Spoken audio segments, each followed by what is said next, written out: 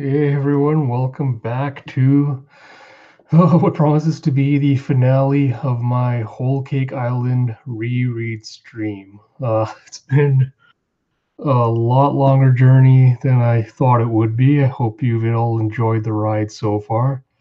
We're basically getting into the thick of things now, now that the cake is toppled.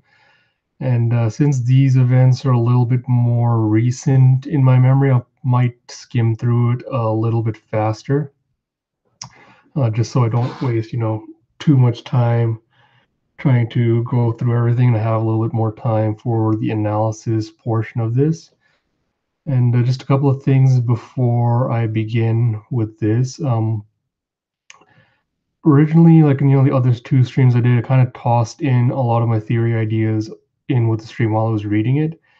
And now I'm considering maybe I will just do another video that's kind of my take on, how Whole Cake Island could have been improved.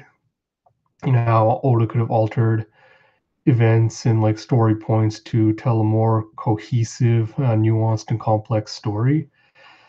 So when I'm going through this, I might still, put out some theory bits and things as we go through it, but I might also just save some of that for another video if it's gonna cut down on the viewing time a little bit.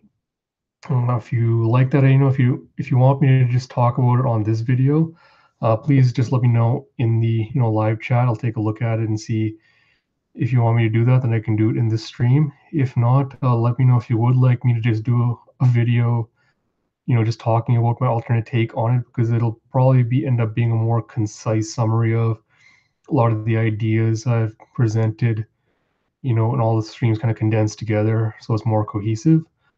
But yeah, so just let me know, and we'll jump right back into it with chapter 872, Thick and Fluffy.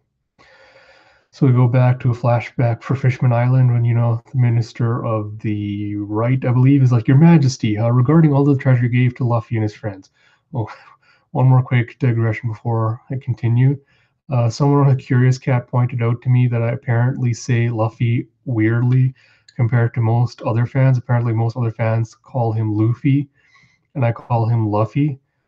Um, if it bugs you all that much that I call him Luffy instead of Luffy, I'll try to consciously correct myself. But I see it. No, I see it as Luffy. That's why I call him Luffy. But if you prefer Luffy, I can certainly try to make that correction. So you have Neptune going, do you suppose you could just ask for just the Tamate box back? It's like, never. I gave it to them as a gift. I couldn't possibly ask for it back. And then they remember that, oh no, it's going to explode when it opened.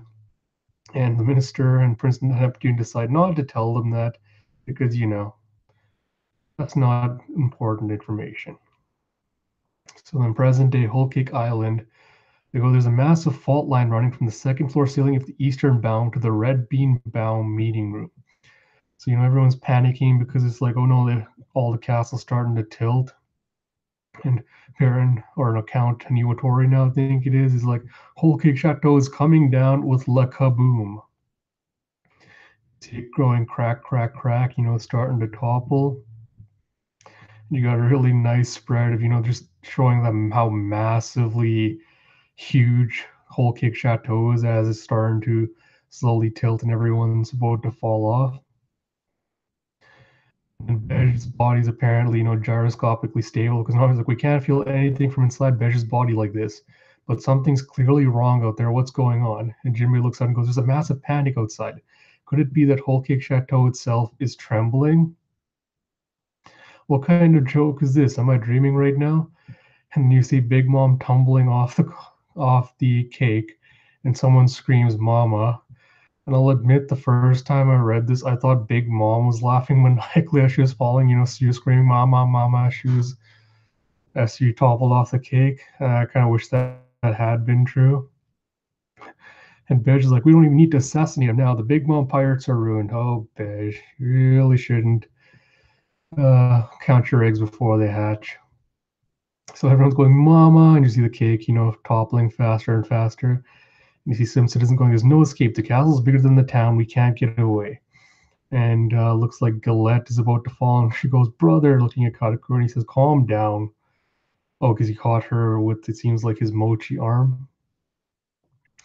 And then Stroyson, to save everyone, goes, "The only thing is pain and strife. There is no thick and fluffy life. Gore metamorphosis." He plunges his knife into the cake and he slices off the top of it. So apparently, Stroyson is got some sort of power, or he's a looks like he's a minor powerhouse at least.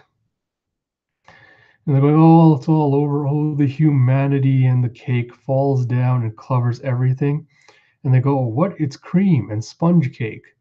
So I assume the original whole cake or the original chateau was built like the factory with steel beams and like candy coating and things, I assume. So everyone's just drenched in cream. They go, "Whole cake chateau is an actual cake now. We're alive. I guess that was the head chef. I could have sworn we were goners." And the big one was, "My castle. It's cake now." They go, "Are you okay, Mama?" Like, "Patu, the streets Stroyson makes with his powers might fill your tummy, but they don't taste good."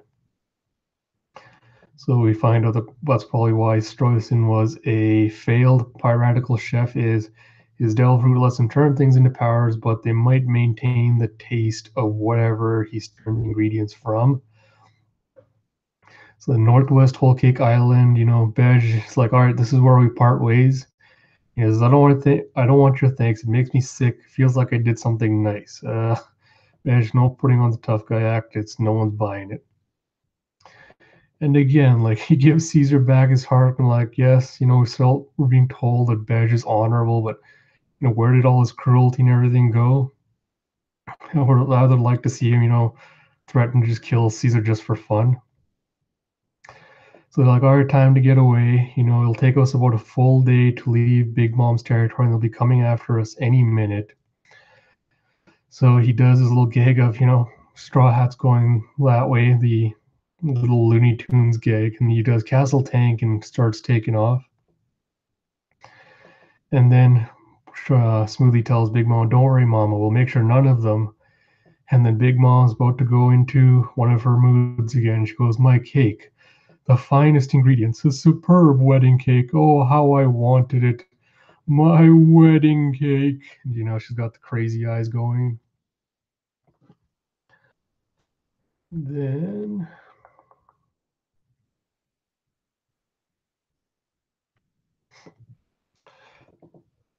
you see, all the citizens being helped out of the cream in the cake by other citizens and the count.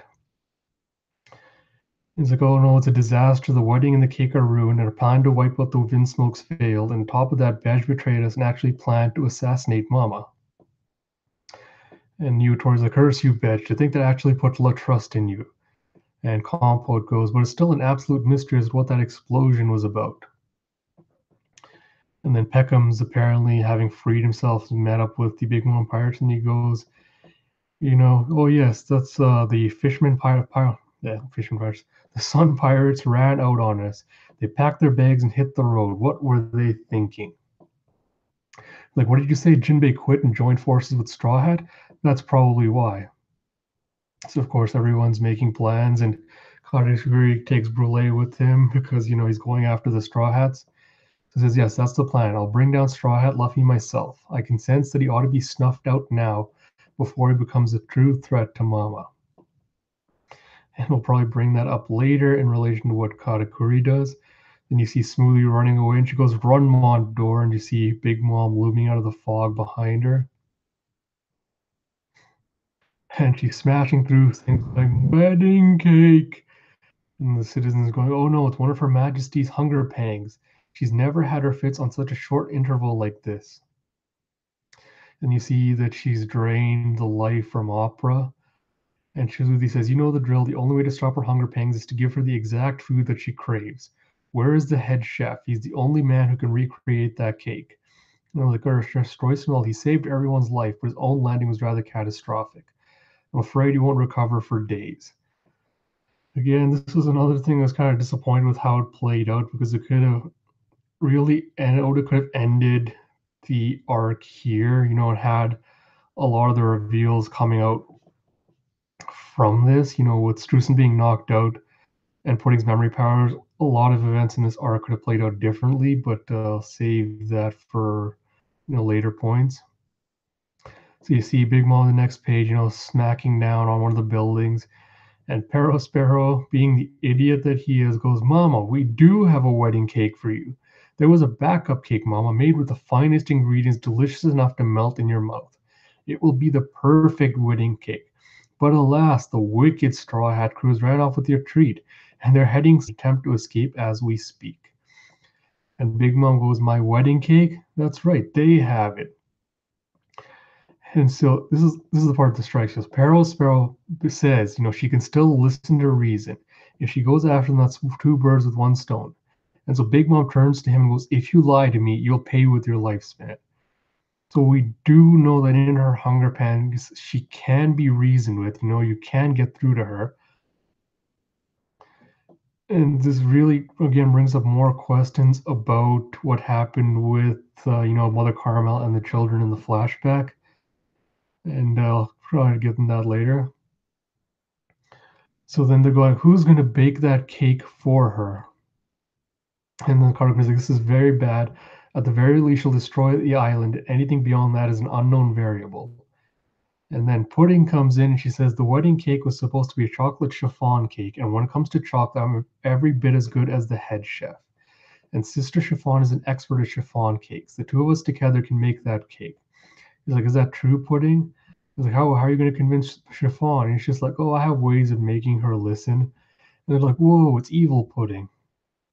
I really wish this had been the true Pudding. Like, now we're gonna soon get into the gag territory I'm really gonna hate.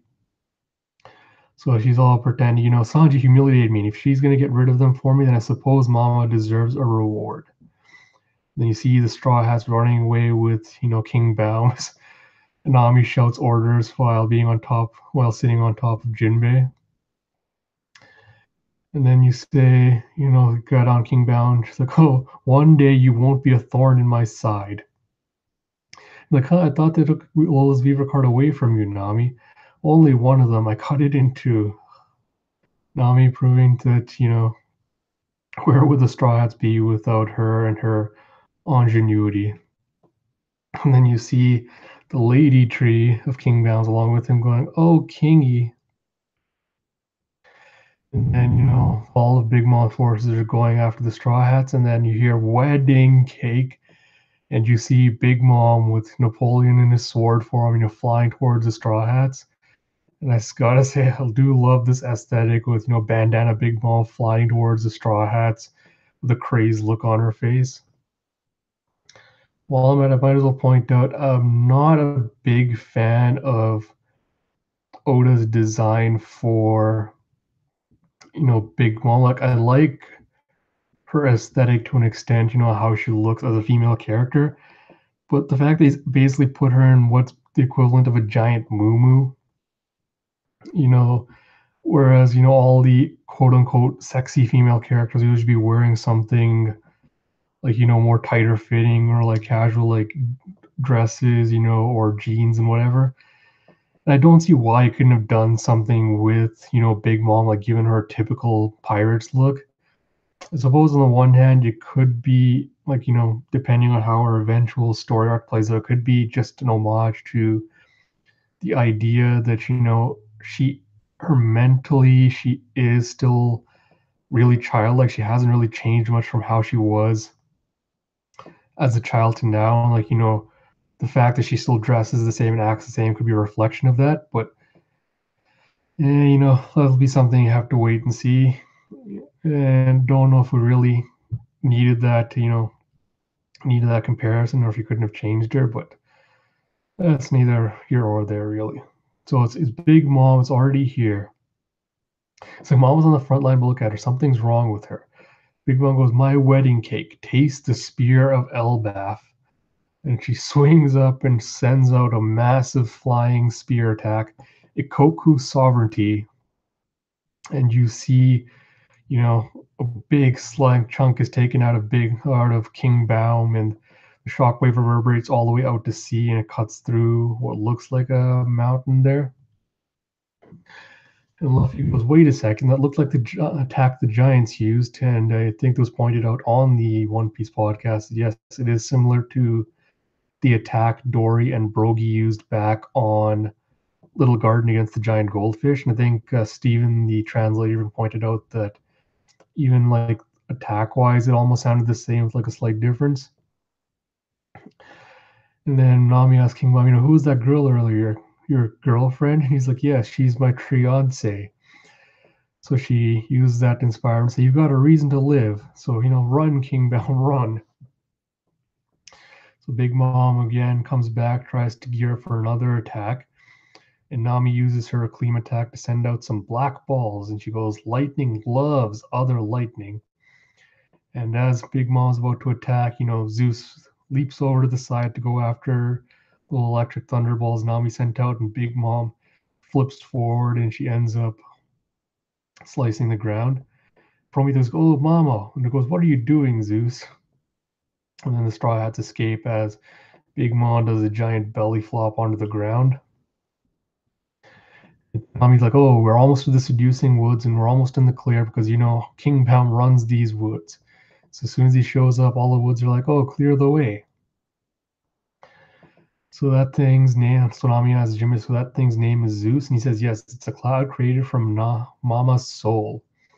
And Zeus comes up to him and says, hey, can I have some of those black balls? They were so tasty. And so Nami's like, I'll give you some more, but would you mind being my servant? And she goes, okay. And of course, insert generic Sanji gag about, oh, I will. And thank you, Jinbei, for calling him out and saying she wasn't asking you. So Big Mom's finally caught up to them. And she says, seducing woods, stop them right now. And then she suddenly, turn all menacing and start blocking the Straw Hat's way. And thinks back to his fiance, and he says, he gets mad and he starts butting the other trees out of the way and goes, this isn't the day Kingbound turns to lumber. And they're all like, oh, why, Mr. Kingbound, why? And then Prometheus comes out and goes into his giant flame ball mode. He sinks down onto Kingbound when he ignites him. And Big Mom, standing there all shadowed, very similar shading to how it was in the Elbaf flashback, goes, wedding cake. So in the mirror world, we see that these Big Mom forces are all spread out waiting for the Straw Hat pirates. And you see that Katakuri is waiting on the ship itself. And they're asking, Mama's chasing Mama's chasing them herself. Their chances of making it here are zero. So then why are we waiting for them here? And Katakuri goes, just in case. And then you see Bej also running away. She's like, oh, they borrowed the tart tanks, but we're almost to the coast. They won't catch up. And Pudding swoops in on Rabian. She's like, brother Bej, I need to talk to Sister Chiffon. And she says, Sister Chiffon, I need you to make a chiffon cake for me. And then Pudding goes, the real reason I'm doing this isn't for Mama or the sake of the country. We have to stop Mama before she kills him and all of his friends. You see her thinking of a smiling Sanji. And thus we begin the era of annoying love-struck Pudding. So we now go to Juice River in Sweet City. It's like, oh, what a bother. The river was jammed with cream. Takes the shine off getting to the sub safely. So you see that Chopper and Brooke are in the shark submersible. And they're all underwater. And then, back to the seducing wounds, like Hunger Pangs, what do you mean? To find out that, Big Mom has uncontrollable fits that won't stop until she consumes what she desires. She is hardly conscious during them. And it seems her order this time is wedding cake. And they're just like, oh no, we won't have time to find another cake as good as that one. And we should just hurry and get out of here before Big Mom catches up to us. And because they have Zeus with them, they're like, oh, Big Mom won't be able to catch up to us now that we have Zeus with us. And so Nami, tempts Zeus with a weather egg packed full of juicy storm clouds. And then Luffy turns back and tries to fight Prometheus with a jet Gatling, but of course it has no effect because he's not a Logia type. He's just, living embodiment of fire. So you can't really hurt him. And then Jinbei goes to the bridge on the river underneath it, and he does spear away Murasame. And that actually does work because water is strong against fire. And he goes, that worked. Of course it did. He's made of compressed flame. Think of him like a great big talking house fire. And you see the Straw Hats and Pedro and them, clashing with some of the Big Mom fighters. And then you see a scarecrow man who's going, are you Pedro? Heh. And he seems to realize something about it. Now, I think the going theory was, is this potentially a homie with Pedro's soul in it, or maybe even like Zeppo's soul? Which, when you consider what's coming up soon, maybe gives credence to the idea of how, Pedro will survive and come back to meet up with the Straw Hat crew. Because I know fans are saying, oh, he doesn't have much life left and everything, but what if he had an infusion of life force coming back? Would that keep him alive? So maybe that was what Oda was hinting at. So no, then Zeus chomps down on the weather egg, and then he goes to rumbling and goes, oh, that's good. And he starts turning into a giant storm cloud. And then Nami goes, my weather egg is contained inside of Zeus now. Sanji, everyone, run away from them as far as you can. She goes, got it. She goes, breeze tempo, and brings down a massive lightning strike on top of Big Mom. It's nice to see Nami getting a chance to, finally do something again. Enormous thunder blast coming down. I think a lot of Big Mom's homies get destroyed. And then, Brooke and Chopper have finally caught up to the Sunny. And Perro tells me, I believe your friends are dead. So the question is, what are you going to do now? Are you going to try to take back the ship? Or if you want to escape with a submarine, I might just be willing to let you go. And of course, no, they're not going to back down. They'll fight for their ship. And then you see Chiffon and Pudding coming down on Raby and seeing all the destruction. And then, see Chiffon says, it's easy to say thank you for saving Lola, but the real test of characters come when that savior is in trouble. That's what it means to uphold my honor. Chiffon continuing to prove why she's my absolute favorite character from Whole Cake Island. And then you have Pudding starting the whole Pundere bit with, it's Sanji. And then she flips into, yes, it's that darn Sanji.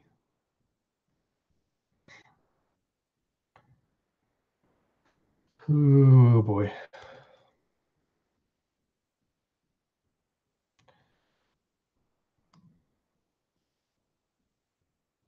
So then we go into, man, that was powerful. The climate baton can't usually make lightning like that. With that much power, could it have wiped them all out? Where's Big Mom? That must have been a direct hit. I believe she's at the bottom of that enormous hole. And then you hear, wedding cake. It's like, oh no, that's Big Mom's voice. And you see her, just rampaging straight forward into the hole, just cracking the ground. And really giving what said before that, Big Mom is an unstoppable steel blimp and nothing can hurt her when she's, normal and healthy. And she pops out of the ground screaming, wedding cake. It's like, I know you have it, Straw Hat. And then Pudding swoops down. And he goes, oh, Pudding, what do you want? You tricked us. And Pedro being like, I warned you back then. We should have tied her up. He's like, what? No, you want to fight? Oh, Lord. Sanji, of course, going, oh, my darling Pudding, you're all right. Thank goodness that your sweet, pretty features weren't hurt. Oh, yes, Sanji, I don't know what you would do if, Pudding had gotten hurt. Oh, the horror. And Pudding, is going all smoke rising out, eyes going gaga. Then she turns back into evil, Pudding goes, look at the miserable state of you. You'll never survive. Don't waste your time to escape by ship. Mom will chase you clear across the sea until she sinks you to its depths. Ha ha ha ha.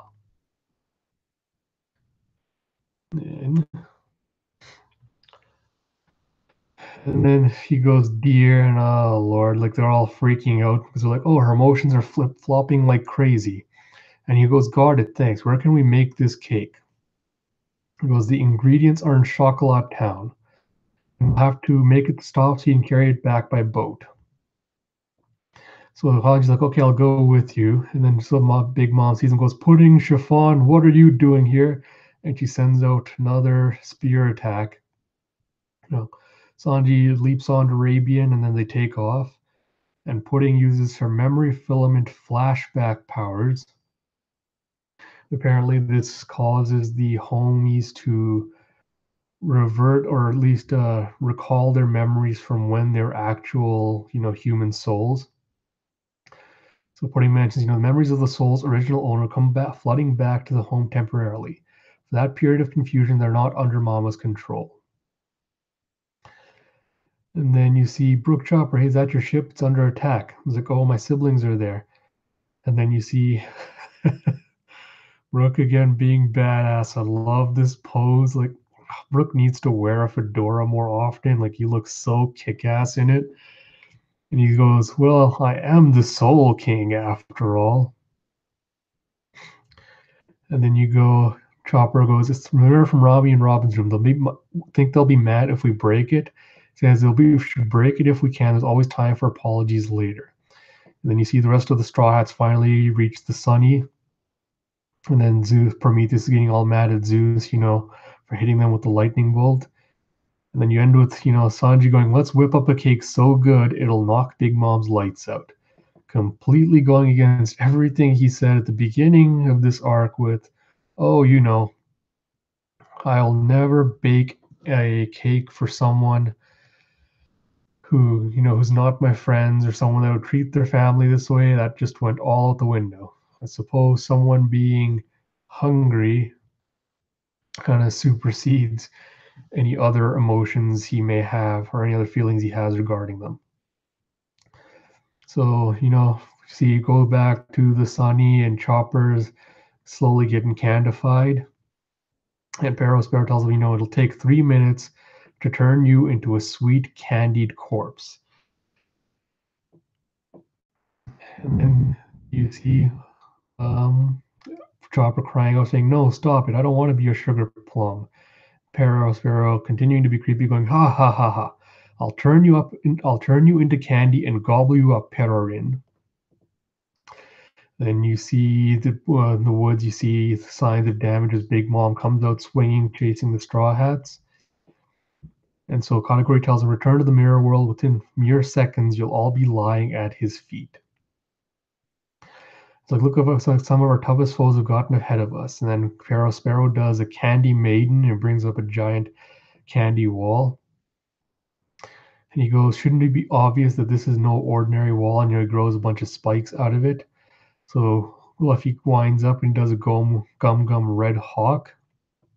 And he bursts through with the flame. And then it continues onward towards Katakuri, who counters it with his own mochi fist. Carrot goes, his powers, they're like Luffy's.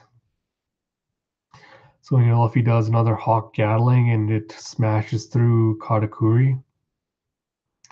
And I know we eventually find out, like, I don't think we ever got a concrete answer to this. Like, if Katakuri is a special paramecia, does that mean, I don't think we ever got, like, an explanation what a special paramecia was. So does that mean they're basically like Logias, but just not for natural elements?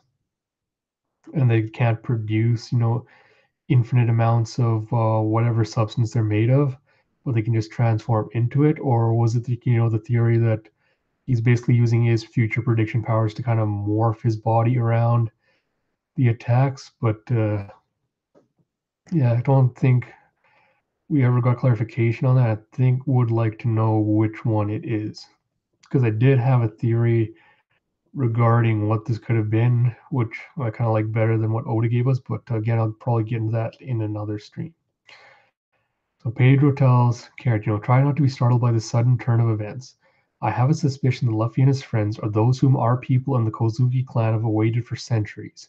The ones who will guide us to the dawn of the world. Carrot's like, for centuries? And then Big Mom finally goes, I found you, ha ha ha, ma ma ma. Is that you over there? They're making preparations to, set off as Fluffy continues his fight with Katakuri. And they're going, "Oh, what's the problem? What's happening?" And you see, a bunch of candy coming up out of the water and holding the Sunny in place. Kara goes, "Nami, we're in trouble. The ship's stuck in candy." And Sparrow's like, "Ha ha, ha, I'm a perfectionist, you see." And so you go, "Will you be pounded by Mama's fist first, or will the bombardment sink them?" And you see a bunch of the cake tart ships coming up on the Straw Hats. And Pedro heads towards Sparrow and tries to slash him. And he goes, "Do you know how much my bounty's worth? It's 700 million. You are nothing compared to." And then we come to, what's supposed to be an emotional scene. He pulls out a bunch of bombs and he goes, "What are you thinking?" And then you see Claire flashing back to Pedro saying, "I had a feeling this would be my final voyage. So long." And then he uses the cigarettes to light it all up. And then he blows himself up. Now, is Pedro actually dead? Like, I know we left Whole Cake Island without him, and he was basically at the forefront of the explosion. So does that mean he's dead?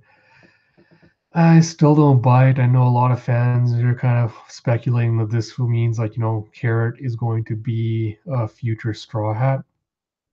And I'm not totally opposed to the idea, but just given her relationship to Pedro, I still feel like, Oda saving him to come back with Jinbei and Wano.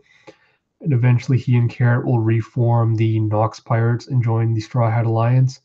And then together they'll go off and then hunt down the last remaining road poneglyph. And what if Pedro's actually dead? Like, if Oda actually confirms Pedro is dead, will it really change my feelings on his death? Not particularly. I mean, I'll appreciate it for the fact that it'll mean that Oda is finally starting to, seriously consider consequences now, post Marineford. And it does kind of tie into ideas that I'm having, because I do feel like death is going to have to become more prominent in the series going forward. There's a few characters, I expect by the end of series to die, including the emperors. So would it be kind of a good first step for that? But considering everything else in this arc, how it's played out, and how Oda's really kind of backed away from having anything serious happen, I can't help but believe that Pedro is still alive. And if that is the case, it will really make the scene a lot more disappointing, because again, you set up this whole tension and this emotional moment with Pedro's sacrifice, and if you only found out that never mind, he's actually dead, it'd kind of be a big bummer. But I'll get into that later, and I'm probably actually been planning to do this for a while, but I'm either going to write an editorial or maybe put out a video talking about death in One Piece. And in that, I'll kind of talk about which characters I expect to die, why, like why Oda needs to make it more of a reality in the series, but that'll be something for another time. Then you flash back to about chapter 878, Commander Pedro of the Mink Guardians. So I've got Big Mom going, "Ma, ma, ma, I like you. 50 years it is. Enjoy your life." So Sparrow goes, "You made out well, Perrin. How old are you?" So it says 27. So now that you've had 50 years taken from you, that makes you 77 years old. We'll see how long you last after this. And he goes, "I'll choose my own resting place. Did you name them the Nox Pirates?" To refer to the night, a rather negative connotation to choose. You see young Pedro flashback where he goes, "Roger, Lord Odin, I will join you." And he goes, "As they say, there's no night that doesn't end in a sunrise." It actually reminds me of Harvey Dent's line from The Dark Knight, where he says, "It's always darkest before the dawn." And so you see Roger telling him, "Hey kid, you're still on standby. I don't have much time left, so listen up. Everyone has their moment to shine." And you see Wanda telling him, "Pedro, they're saying Roger is dead." And he goes, "What?" And he goes, "To me, Nox is synonymous with the moment before the dawn. If I can lay the foundation for the dawning of the world, that the men I look up to await, I'll be happy. I'm certain I have enough time for that." And I appreciate, like, again, I pointed this out when this chapter originally came out, that you have the Nox pirates, referring to the night. And then, Pedro says, no, it doesn't refer to the night, it refers to the moment before the dawn. And then you have the sun pirates, referring to, like, the sun, seeing the brightness of the sun. I really like that contrast. And again, that's another reason why I do think that eventually going to have the Nox pirates and the sun pirates join the Straw Hat Alliance. See the explosion, everyone's going up, Pedro, and the candy powers are melting as Sparrow's been knocked out by the bomb. And Carrot, she's just inconsolable. She goes, Pedro, and she tries to leap off, and Nami's holding her back. And she tells her, he just saved our lives. We had no chance of survival until now. And then Luffy goes, can we fly, Nami? And she goes, we're all set. And he goes, let's sail, people. If we waste this moment, then we throw away his sacrifice. This is, again, like, I love this moment because it does show that, to an extent, Luffy is starting to take his role as captain more seriously, and he's starting to realize that, what responsibilities come with that title. But then at other moments, he'll revert back to, the person he was pre-time skip, where he'll be impulsive and reckless, and he'll like drive his crew into danger. And something I kind of want to talk about with regards to, his future role in the series, and kind of problem I talked about where I don't see a lot of, overt growth and development from the Straw Hats post time skip, but I'll save that for thoughts at the end. And Katakuri's like, "What's with you people getting emotional?" And he starts growing out, some mochi from his body. Then Carrot gets, really mad. She goes flying at him with some electro. You see a flashback to her time with Pedro, where she goes, "He's not meant for the sword." And Shishilian's like, "But out of this, Pedro. Carrot works for me. She'll be a fine swordsman." And it looks like Pedro gave her, her little fur claw gloves. And he goes, "It doesn't matter how, just train yourself into a mighty warrior and prepare. Everyone has their moment." So, she, Katakuri knocks her out of the way and steps down on Carrot. And Luffy says, "I'm the captain of the ship." And Katakuri goes, "Only if you have the ability to throw me off." And he does Gum Gum Elephant Gun to grab him. And he goes, "You can see it, but you can't stop me." And then Big Maw's grabbed onto the back of the cake. She's chewing on it. And then you see a shadowy figure getting up. It's like, "Who's that?" And it turns out it's Sparrow. And he goes, "I'll be damned. That sent a shiver down my back. It shattered all my candy armor." And you see that he's lost one of his arms, and Nami's, freaking out, and she's gotten mad and sad because, it wasn't Pedro that got up. So you see that Luffy has one hand on Brulee's through the mirror world and one hand on Katakuri, and he goes, "I will be back. Hold things down without me." And then they do coup de burst and blast away. And this goes, Amand reports, "This is Amand. Enemy ship has escaped by air." And in Mirror World, you have Luffy in there, and Katakuri tells him, "Well done." And he smashes the mirror so that they have no escape, so they can't go after his crew. Which, again, great moment for Luffy, taking on his role as captain. And then, all the Straw Hats are now, when they have time to get away, they're kind of breaking down. Brook is going, "It can't be." Pedro is, "If only we'd been stronger." And, see them all crying. And Jinbei goes, "Our foes are the ones who cry at this moment. We cannot allow ourselves to lose control." And he's like, "Jinbei, how can you be so cruel and unsentimental?" And he goes, "My point is that we cannot let our guard down now. The shoreline was a place of certain death. He understood what it represented and was determined to sacrifice himself whenever necessary. And with his act, Pedro achieved victory. How great of a loss has the enemy suffered because of your arrival here? This is an unprecedented setback for them. Don't you hear Pedro's voice in your ears? Onwards." Luffy understood the stakes instantly, and that is why he took on that foe by himself. Katakuri has a bounty worth 1,000,000,000 berries. It's a tremendous gamble. We must not let down our guard. Don't you hear Pedro saying that? I love, Jinbei really taking on his role as vice captain and reinvigorating the rest of the crew. And so, they're all like, okay, what do we do now? And so Nami starts navigating them, and we finally have helmsman Jinbei. And Carrot reports, hey, 6 o'clock. Big Mom's walking on water. It's Jesus, Mom. I was like, no, it's not water. She's standing on some kind of moving candy blob. You see, it's a candy sea slug, and you see Peros just perched on Big Mom's hat, helping her to cross the sea.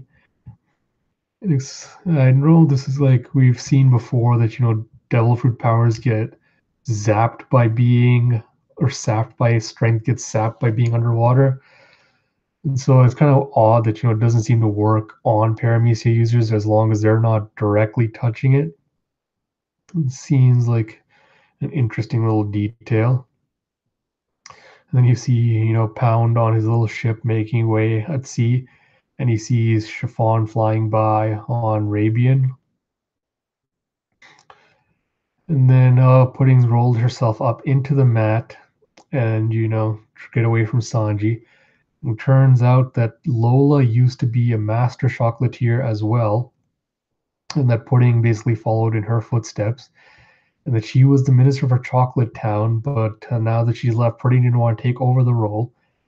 And so, the post is still left empty. Then Luffy and Katakuri are fighting, and he does a hawk gatling. Katakuri started a bunch of 10 arms to fight him with.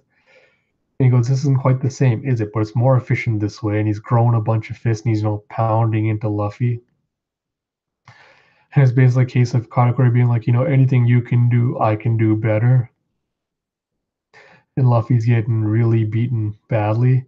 So he tries to do another Gum Gum Elephant Punch, and Katakuri counters it with an even bigger one. And then, he smashes Luffy into the wall. And he's like, is that how you do your elephant gun? Then, next we go on the continuation of the fight. And Big Mom's chasing after the Straw Hat Pirates. And she sent a giant wave after them. And, originally when this came out with this chapter, I wasn't a huge fan of this because it's like, oh, look, again, Big Mom is, sending out a giant wave, have another moment of like supposed tension where you're worrying what will happen to the Straw Hats. It kind of annoyed me because it seemed like it was a false setup. And then, this is part I liked about this is you finally see, what Jinbei brings to the crew where they set up the sails. And he says, we're going into the green room. And he takes them straight towards the waves. And you have this gorgeous, gorgeous panel where it says the green room is a brief wave room that forms inside the collapsing wave. When I was a boy, we fishermen found it the perfect place to play. And you see the Sunny just being surfing on the waves, guided by Jinbei. He goes, we've got a good ship and a good navigator. With a good helmsman, this craft is invincible. And then, the waves crash down and they come out the other side. And Sparrow thinks the Straw Hats are done for, and he reports to them to go, we've got everything cleaned up over here, Katakuri. As Nami breaks the mirrors back in the ship because, as Luffy told I need to focus on your fight. I don't want to have to worry about you guys. And she says, that's a captain's order. Now hurry. And then Chopper speaking through him to the shards of glass is like, Chopper, are you guys all right? It's like, yeah, we're all fine. And then, Katakuri chases after him and he finds out about it. He says, don't worry. He's like, the enemy, if you're fine, I'll find a way to get back to you. Don't worry about me for now. We'll rendezvous at Cacao Island. And then Katakuri catches up to him. And Luffy, grabs the shard and apparently shoves it into his mouth. And Katakuri kicks him, glass shatters inside his mouth. And he spits it out, and it's really, really a bloody scene. And then Katakuri does his Willow Mochi, springs out a bunch of legs and starts, hammering it down on him. And then this is another weird scene, like after he spits out the shards, he does an angry face, and he does this stupid grin. And he goes, "Come back soon, you guys. This will be over quick, and I'm going to get bored just waiting around." And he says, "I don't intend to die here, you say. It's like, shall I take this to be your last will and testament?" And Katakuri brings out his little trident. Now, I know when this came out, fans are suggesting like maybe maybe Luffy thought that his crew could see his face through the mirror shards and didn't want to make them worry, but it still just reads as a really odd scene.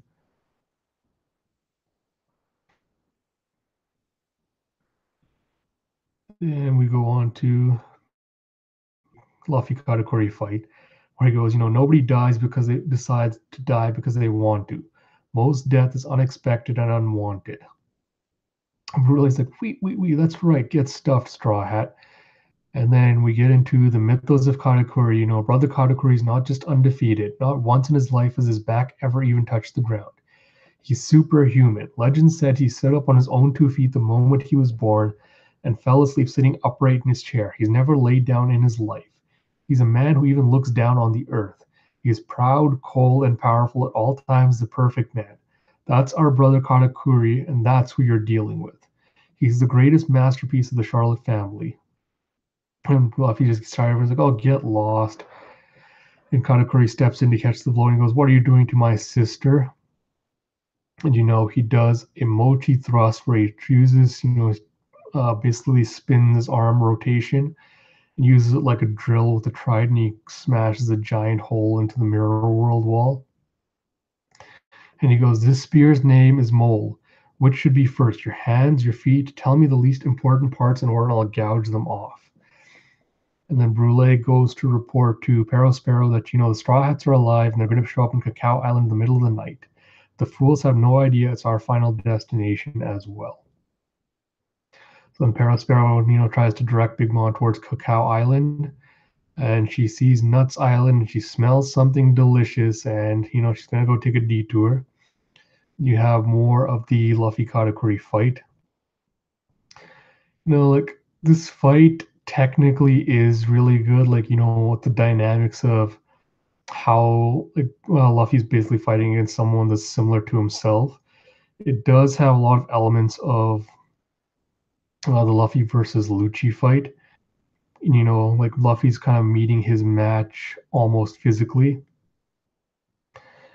And then, then we find out that Katakuri is apparently an awakened Logia user. And he turns, or not awakened Logia, sorry, awakened Paramecia. And he's able to turn the ground into mochi and he snags Luffy. And then he's about to go into Gear 4. You cut to Mondor, talking to Peckhams, who's going, "Oh, Pedro. I can't believe he's died."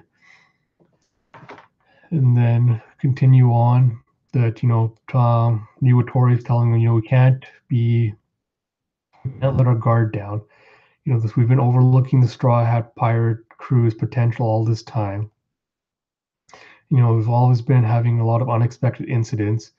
So we need to make sure that we make sure this account for every possibility, so that this doesn't lead to the Big Mom Pirates' downfall. You cut to Montor getting a report from Germa, where they go, "Oh, the country's in a state of utter ruin." And it turns out that no, Germa's annihilated all of the Big Mom forces that came to destroy their kingdom, and they're on their way to rendezvous with them.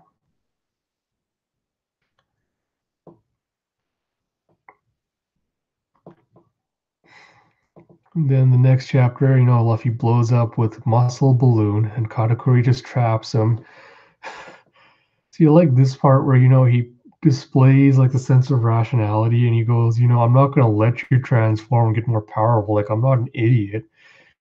And he goes, "Straw Hat Luffy, let me be clear. I refuse to underestimate you." Then he uses his power to turn, part of the roof into mochi. And he drops it down and he goes, and Luffy's like, "Oh no, if all those mochi squish me, I'll be buried alive." And Katakuri's right, like, "That's right, you'll suffocate." He's like, sorry about finishing the fight this way. I've been a bit on edge. You'll be at peace soon." And then he calls in the chefs and like, "Oh, we wondered what would become of today's snack. We were prepared at 3 o'clock just like always. We understand for perfectionists such as yourself, failing to enjoy the daily merienda must be very upsetting. And this, like, I wasn't a big fan of this the first time around because it's like, okay, yes, Katakuri says, "Oh, I'm not going to take you lightly, and you're going to be a big threat to, my mother and my family and everything. And I have to take you out now." And rather than, ensuring that he's dead, like taking that few extra seconds of time to ensure that Luffy's dead, he instead, relies on, "Oh, yeah, I'm sure he'll suffocate to death. Oh, he's not worth my time." And then he decides to go for a snack break, and it's just like, it kind of annoys me that it's just like, it's kind of dumb that for this guy that has this amazing future vision, he somehow couldn't predict that Luffy was going to make it out of, the Mochi Tower and then come and get him. Seems really odd to me. And then so he did find his way out by eating through all the mochi. And he sees that Katakuri's created himself a little, tea house to have his snack in private. And as they burst through, you get the reveal of Katakuri lying on his back going, donuts, sweet, delicious donuts, num num. The ease with which you can eat the donut, the forbidden fruit, the sinfulness, the donuttiness of it all. Now this is true bliss. And yeah, I'll admit this is kind of amusing. You find out the Katakuri's got this weird fanged mouth, and he's actually just a really lazy bum that isn't a perfectionist all the time. And so Luffy, sees him and he goes, "Oh, so you caught a glimpse of how I look when I eat." And, the chefs are all running away, and Katakuri goes and kills them. And they go, "Please forgive us. We saw nothing, we'll say nothing. Not even if you tried to rip the words from our mouths." And he goes, "What did you just say about ripped mouths?" And he gets all mad and he goes, "Edge Mochi."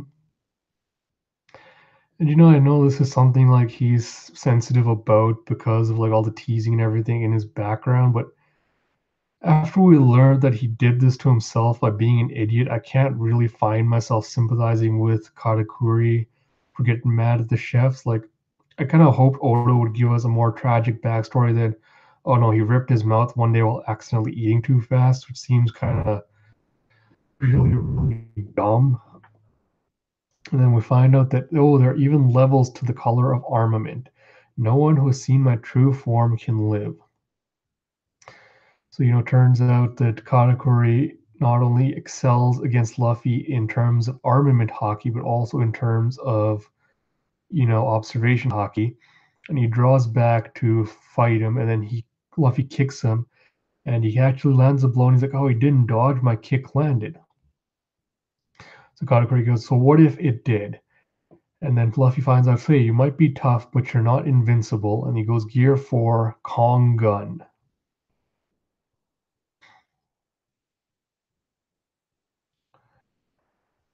Keep going. So sends Katakuri flying back, and he says, "I thought you were invincible. Armament hockey is supposed to be the power to hit your solid form. Armament hockey is supposed to work on Logia powers, but my punch went right through you. I thought they didn't work. But I was wrong." He says, "My attacks can hit you," and he proves it again by hitting one more time. And he goes, "Your armament defense that was so tough before can't stand up to Gear 4. It says it's not your mochi powers that are so great, it's your color of observation, isn't it?" And he does a Rhino Schneider and he sends him landing to fall on his back again. And he says, "I'm impressed that you can even detect what I'm doing." He says, "That's right, I'm merely reforming my body to efficiently dodge your attacks." Okay, so yeah, I went back when I mentioned, I'm not sure if I forgot this, but yeah, so he said she was just reforming his body. I have to still wonder how does like the special paramecias work?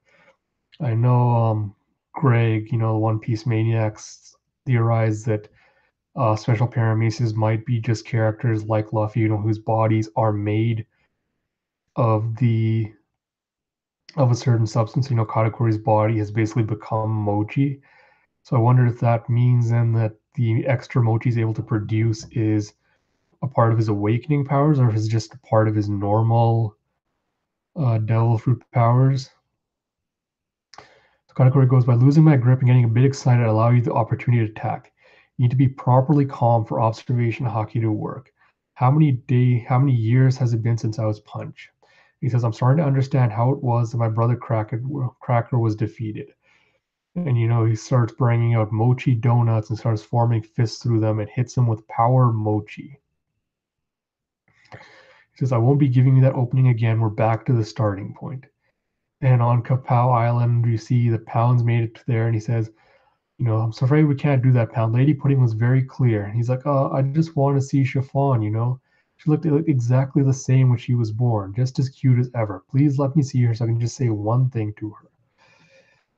And you see, Sanji and the chefs have all made it and they're started their cooking process. Like, oh, something happening outside. Like, there's some man shouting out there. Don't worry, someone's coming inside.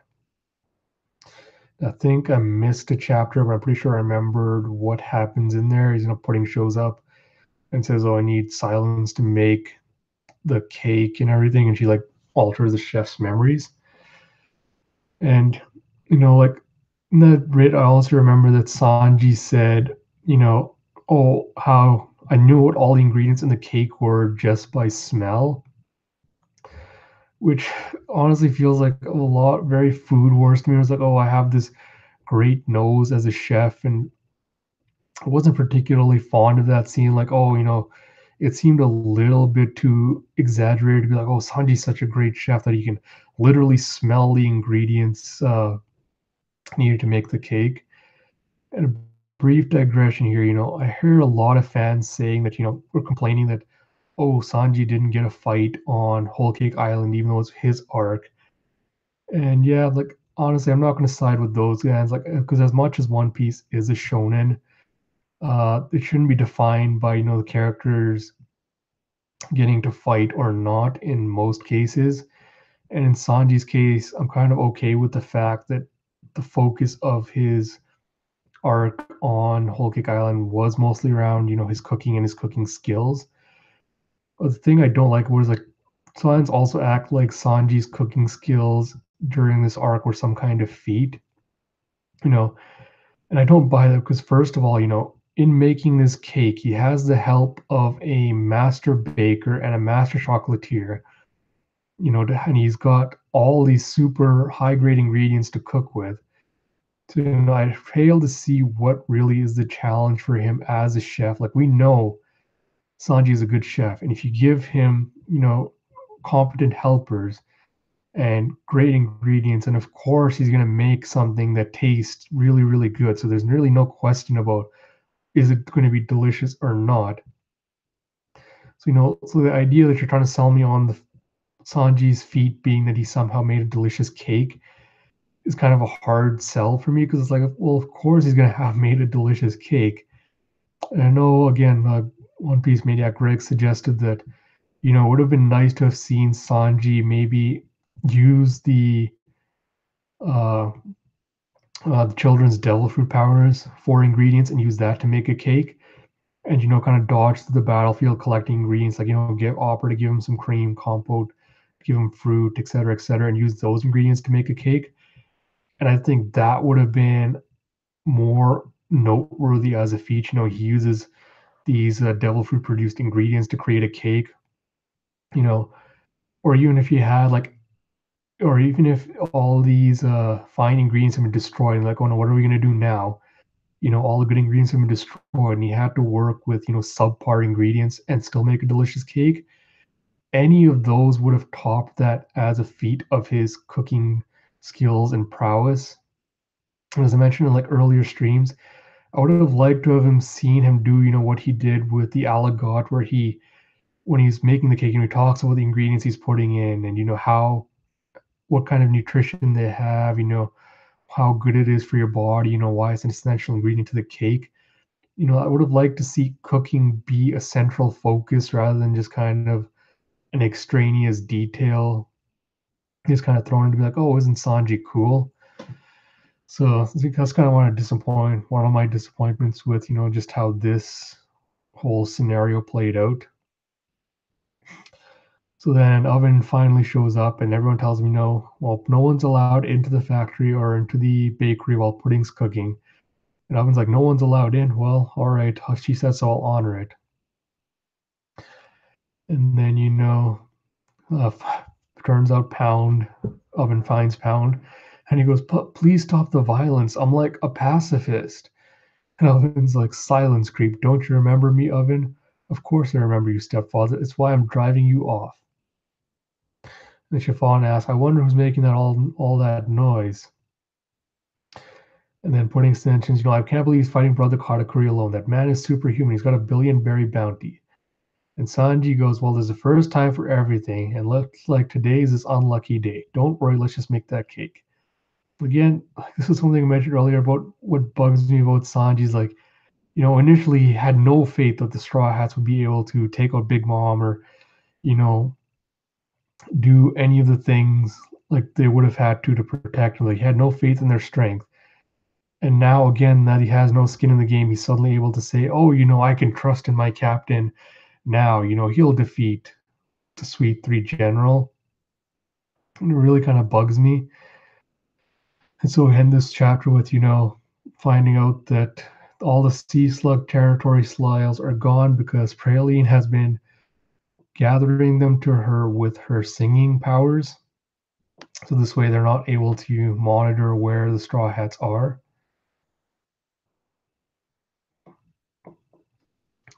So you go back to the Luffy Katakuri fight again. He's like, damn, he's back to being tough again. Katakuri swinging with the mochi donuts and fighting Luffy. And he gets knocked back again. And he goes, as long as I'm calm and cool, I'm effectively invincible, yes. Luffy goes, you will expose your weakness again. You are beatable. He's like, yeah, you seem to be deflating. He's like, oh yeah, Gear 4 is running out. Time for a change of tactics. I won't be able to use hockey for 10 minutes. And so he runs away and Katakuri chases after him. And then Luffy deflates and goes running away. And he spots Brule, who's just sitting there. Apparently, he'd been watching the fight. So he grabs her and leaps through the mirror.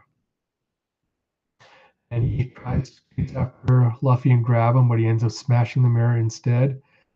And Luffy ends up in the middle of Nutstown, right where Big Mom is rampaging. She's taking a giant bite out of a nut, and she's going, no, this is not the cake I want. And then everyone notes the Straw Hat is there, and so Big Mom throws the giant peanut after him.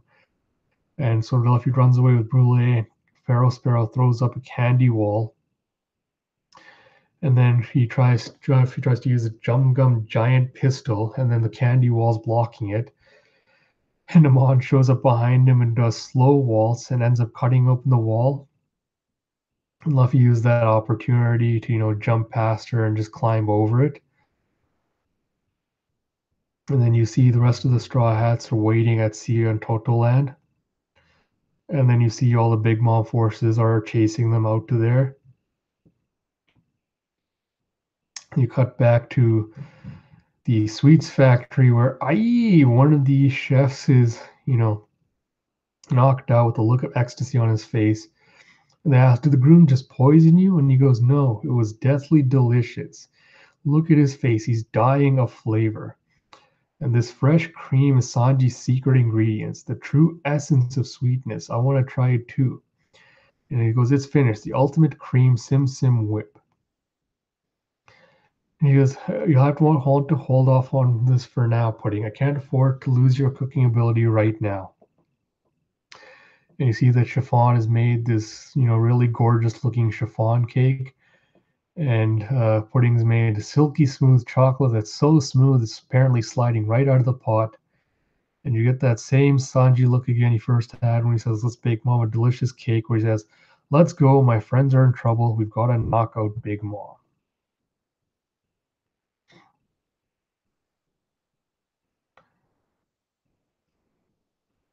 Then onward to chapter 886, Way of Life. So they go, okay, everyone, clear the way. We're hauling the cake to the harbor.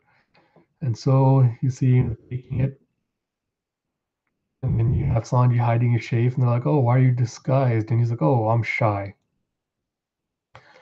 And then you see Portnoven notices that Chiffon is on the cake ship as well. And he says, all right, you may pass. But he says, no, it's not you, Chiffon. You're going to stay here. And he knocks her off the chariot. And they go, oh no, my goodness, Master Oven. And they say, let them take the cake to the harbor, but the crime of rebellion is heavy indeed, even for family. And Sanji's thinking, damn it, what should I do? If I reveal my identity and fight, Pudding will be labeled a traitor too. And Chiffon stands up and says, my debt doesn't end until I see Nami and her friends to safety. I'm going to see this cake to completion, brother. And so Oven goes, Chiffon, this isn't a sibling fight or some rebellious teen phase. You're a traitor who attempted to kill our queen. It brings me no joy to do this to my own sister. This is our country. We must uphold our rules. And Sanji goes, yikes, should I even be worrying about the secondary consequences right now? And then Pound comes flying in and goes, unhand Chiffon, Oven.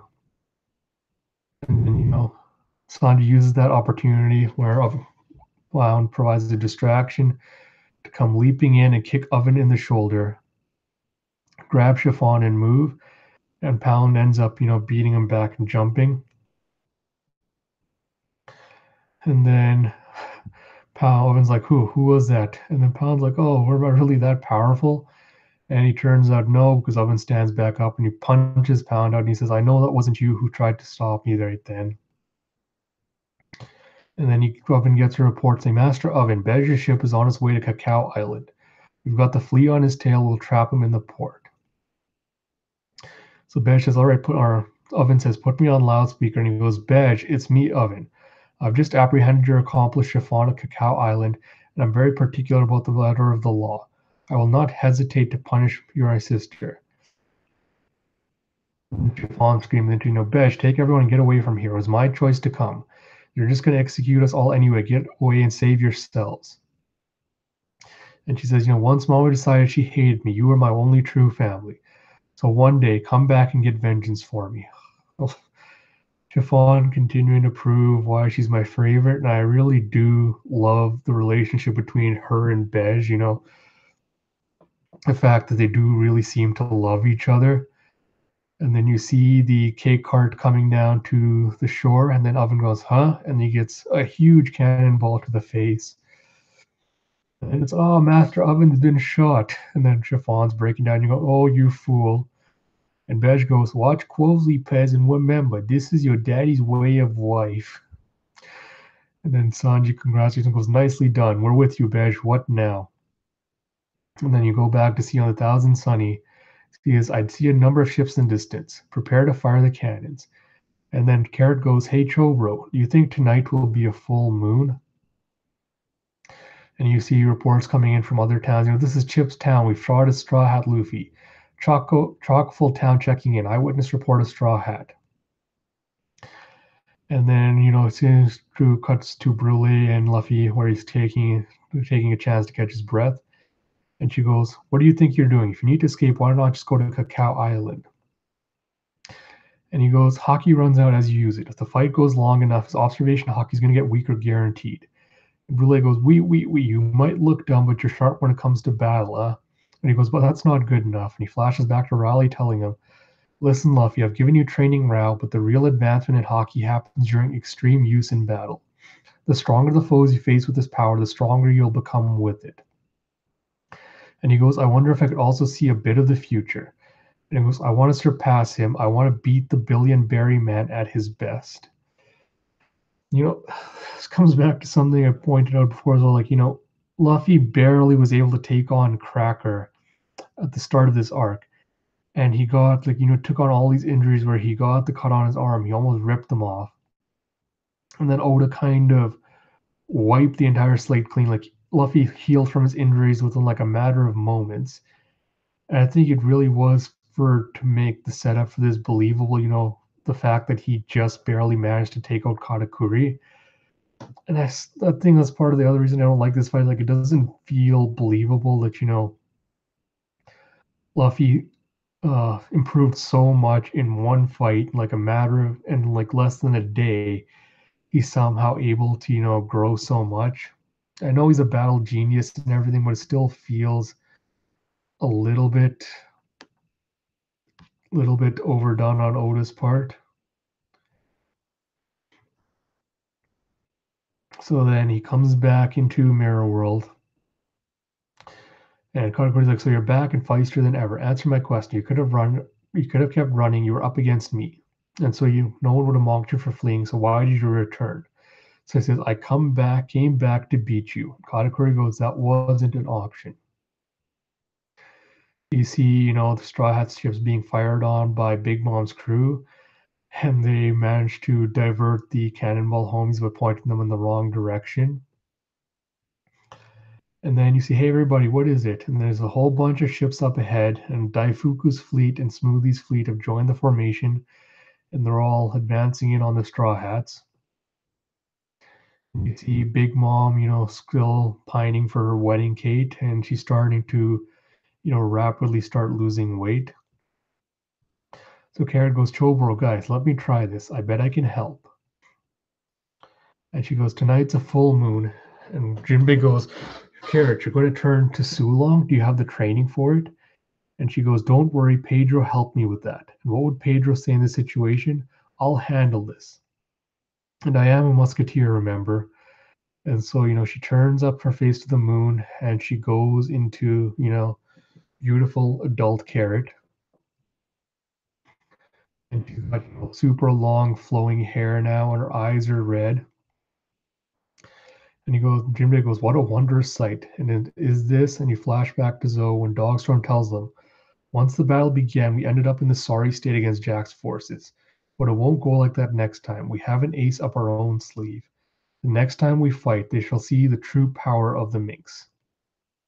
And they go, is this the true form of the minx? And I actually have a theory on that, which I might talk about in another video, but I have an idea for, why the minx are able to achieve the Sulong form by, looking at the moon, and maybe potentially how Chopper might be able to do that on Wano. But that'll probably be in a future video.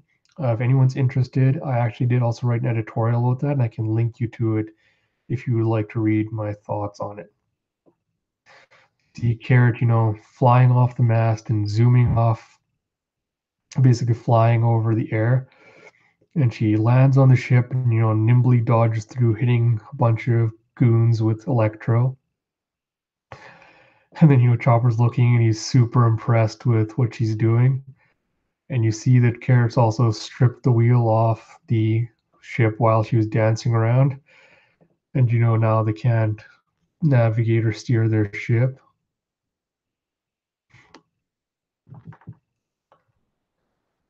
Then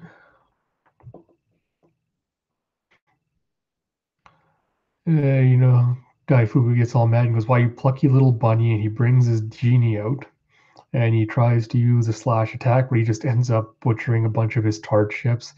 And Carrot says, gone and stolen some more ships' wheels so that they can't move. Mommy's going, she's jumping around from ship to ship. This is astonishing. Chopper's all impressed, like, yeah, that's my little sister. This is super important observation from Jinbei, where he says, when the minks stare into the full moon on a clear night, they call forth the wild memories that lurk deep within their subconscious. People refer to their pale, ferocious form as Sulong, the moon lion. He says the fundamental transformation causes them to lose their self-control such that they cause harm to everything around them, including others and themselves.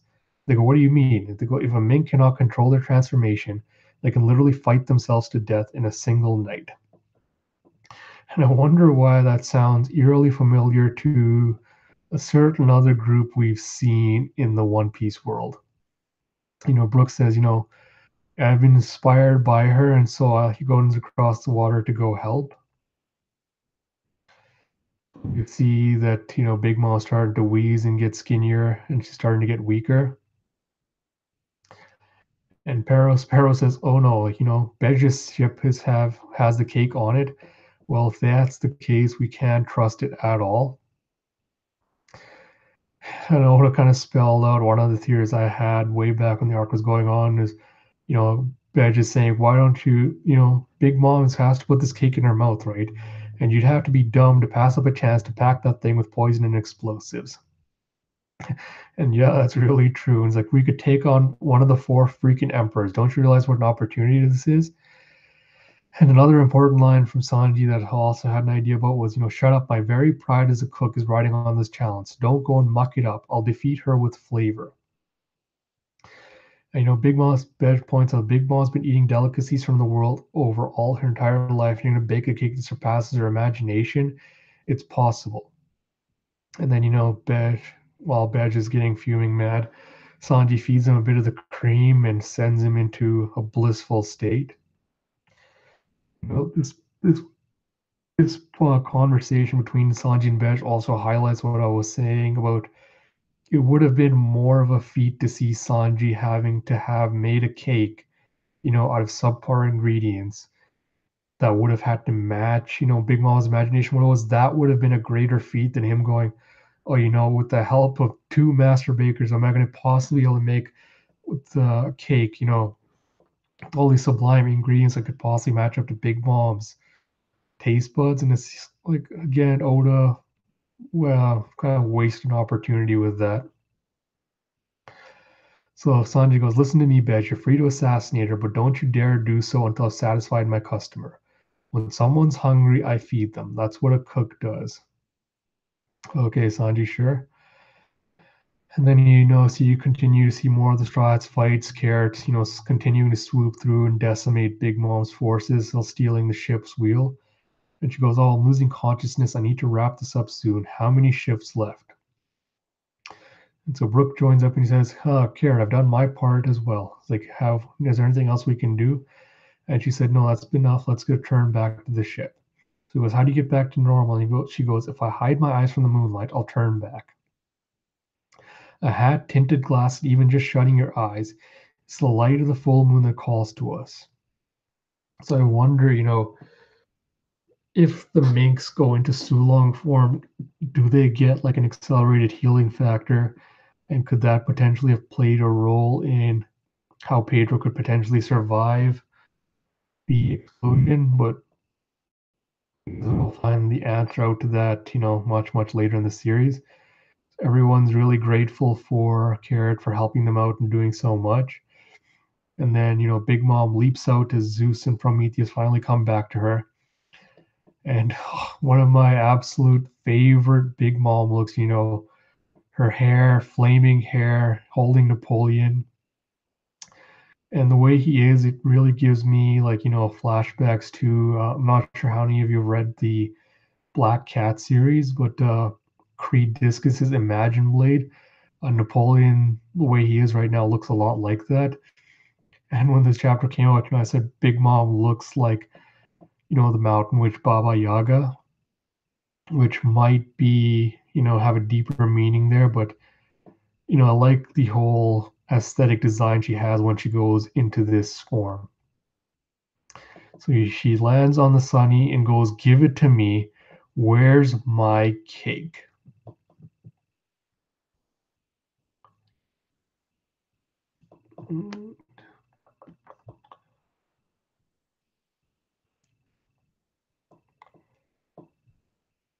And chapter 890, Big Mom on the ship. Everyone's like, what's going on? Why is Mama so slim? It's like, she must be so hungry. It's like, how many years has it been since I saw Mama so nimble? Mama, be quick. Mama, jump over the Straw Hat's ship. She goes, I'm so hungry, but nothing else will satisfy me. Where is it? Where's my wedding cake? And she just rips off, the cabin of the Sunny. And Jinbei goes, wait, Big Mom. And she looks inside and she goes, it's not here and not here. There's no cake on this ship. And she goes, nonsense. That can't be true. My son said it would be here. If it's not, then I'll have to take the life of my eldest son with my own hands. Now, again, this makes me wonder, we know Big Mom really doesn't care about her children. She killed Moscato without a second thought when she couldn't get, the Crocambouche at the beginning. But now that, she's looking for the cake, she can't accept the fact that it can't be on there because it would mean she has to kill her son. So, is Oda just kind of forgetting all the rules he set up, or is he just waffling between how rational Big Mom is during her hunger pangs? And Pharaoh's story even goes, oh, she remembers. How conscious is she right now? I thought I could fool her. And she goes, I don't appreciate you calling my son a liar. And she goes, Napoleon. And he goes, yes, Mama, cognac, and so Napoleon gets lit on fire. And Jinbei, does a cross guard block and goes Kairagi glaze, and Big Mom hits him with a Mama mash, and she goes, he actually blocked a swing from Cognac.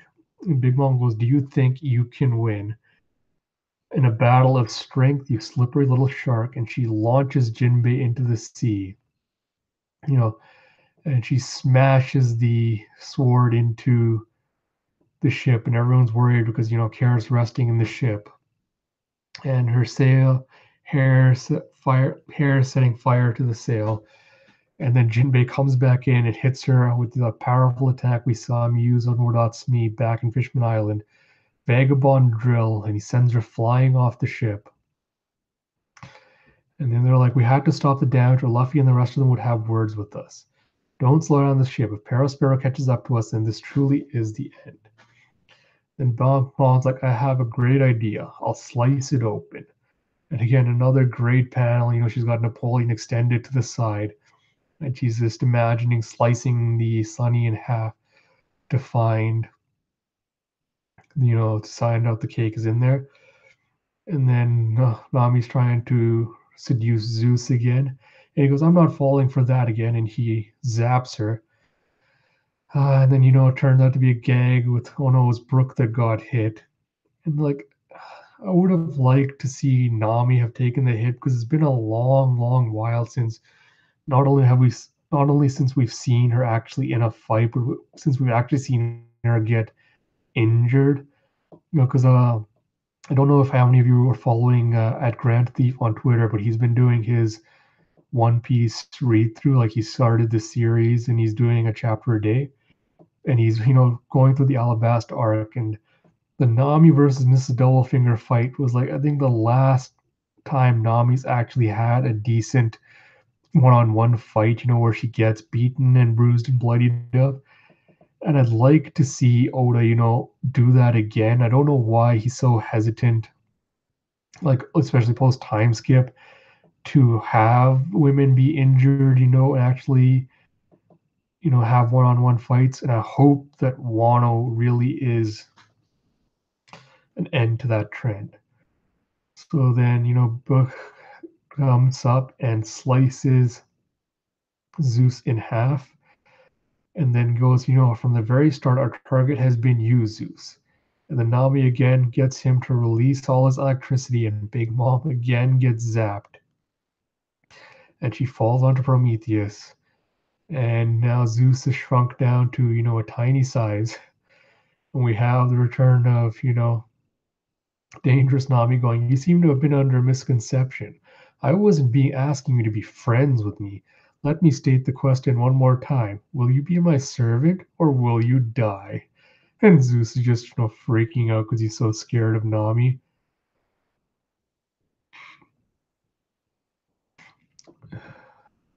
And then, next chapter. Oh man, we're almost to the finish line of this reread. It's really close. You see Flower Town, Wheat Island.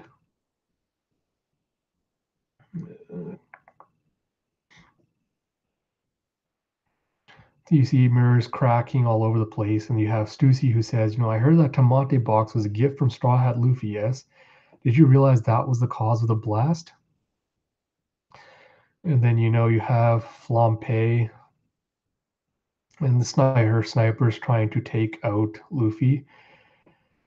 Lord, Flampe was such a wasted character, I know Oda brought up this whole idea of, I wanted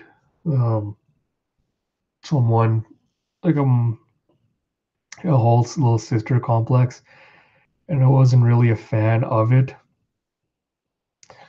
So you see Luffy, starting to dodge Katakuri's attacks as his observation haki improves. And then, Katakuri's launching him, and Luffy keeps fighting back. It was no wonder you're frustrated. You tried to stand, I swept you off your feet. You tried a left punch, I hit your left shoulder. And then Luffy slashing back to the Raleigh. Flashbacks and Katakuri notes, yes, it's true. Very infrequently, he sees the same future that I do.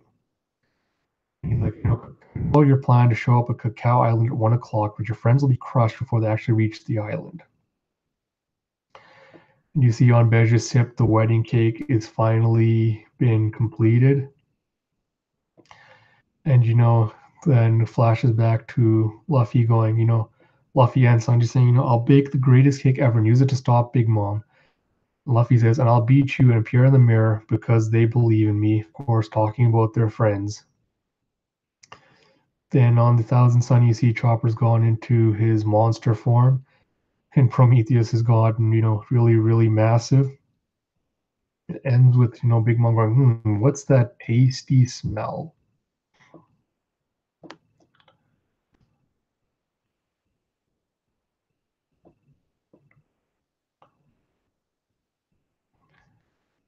And then finally, the Straw Hats the badge is caught up to the Straw Hats. So Sanji's group made a cake and brought it back. Yay, Sanji.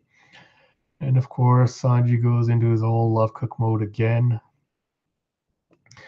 And then Sparrow's still going on, which, the cake must be poisoned. What should we do? Should we destroy it? If we do, then we'll have nothing left to stop Mama's hunger pangs. But if the cake is poisoned, Mama dies, so does the country and our pirate operation. So putting in Rabian, jump off of Beja's ship and take him to the Straw Hats. And they're all so happy that he's back again. And then they go on. So, Badge is going ahead saying, I'll be chasing after Straw Hat. And Sparrow's like, all right, I'll go to Cacao Island anyways. You folks stick to the Straw Hat ship, and Bavaro and I will go after Mama. And we have Smoothie and her two sisters, Citron and Cinnamon. And her whole female crew of basically useless nobodies that don't really do anything. And they're like, oh, they figured out that we know we're supposed to meet with Luffy on Cacao Island. Yes, we seem to confirm this is a rare issue threat to them. And then, on Cacao Island, we see everyone saying, more and more ships are coming in. And they say, break all the mirrors on the island or sink them in the ocean. There's only one working mirror, and Straw Hat will have to escape from it. And back to the Luffy Katakuri fight, Katakuri's getting mad that Luffy keeps getting up. And he notes that he's getting closer and closer to my color of observation. And then, Luffy gets hit with a dart, and Katakuri mentions that if I don't eliminate him soon, then the unthinkable could happen. And he goes Mochi thrust, and he gets a huge, Luffy's side gets pierced by the spear. And again, we come to this point where Katakuri is saying, the worst thing's going to happen, bad things are going to happen if I don't stop him. But why does that really matter if he doesn't really care about, at the end, letting Luffy get away? Because this was something pointed out when I was reading through the arc originally is, both Luffy and Katakuri are like, oh, I have to stop him or else he'll, go after my crew. And he feels like that's what they're both fighting for. Is like Katakuri is supposed to be fighting for the idea that, I have to protect my family at all costs. And Luffy's like, I have to protect my crew at all costs. Yet at the end, towards the end, it seems like both of them kind of forget the reason they're fighting. It comes down to like a fight of, both of them just wanting to fight for the sake of fighting. And I think that's the biggest reason I dislike the Luffy Katakuri fight is like it doesn't really flow that well, motivation and character wise. So, go back to Luffy lying on the ground holding his side, and he's like, why do you look so hideously miserable? Your foot slipped, amateur, and he kicks him. Flampe is imagining how Katakuri will praise her when he finds out she was the one who shot Luffy. And he goes, an instant of carelessness can turn the tide of battle. Why did you lose focus? And he goes, Mochi anemone. He's like, what's wrong, Straw Hat? That's when I started to admit you're worthy. You've suddenly shown yourself to be very disappointing.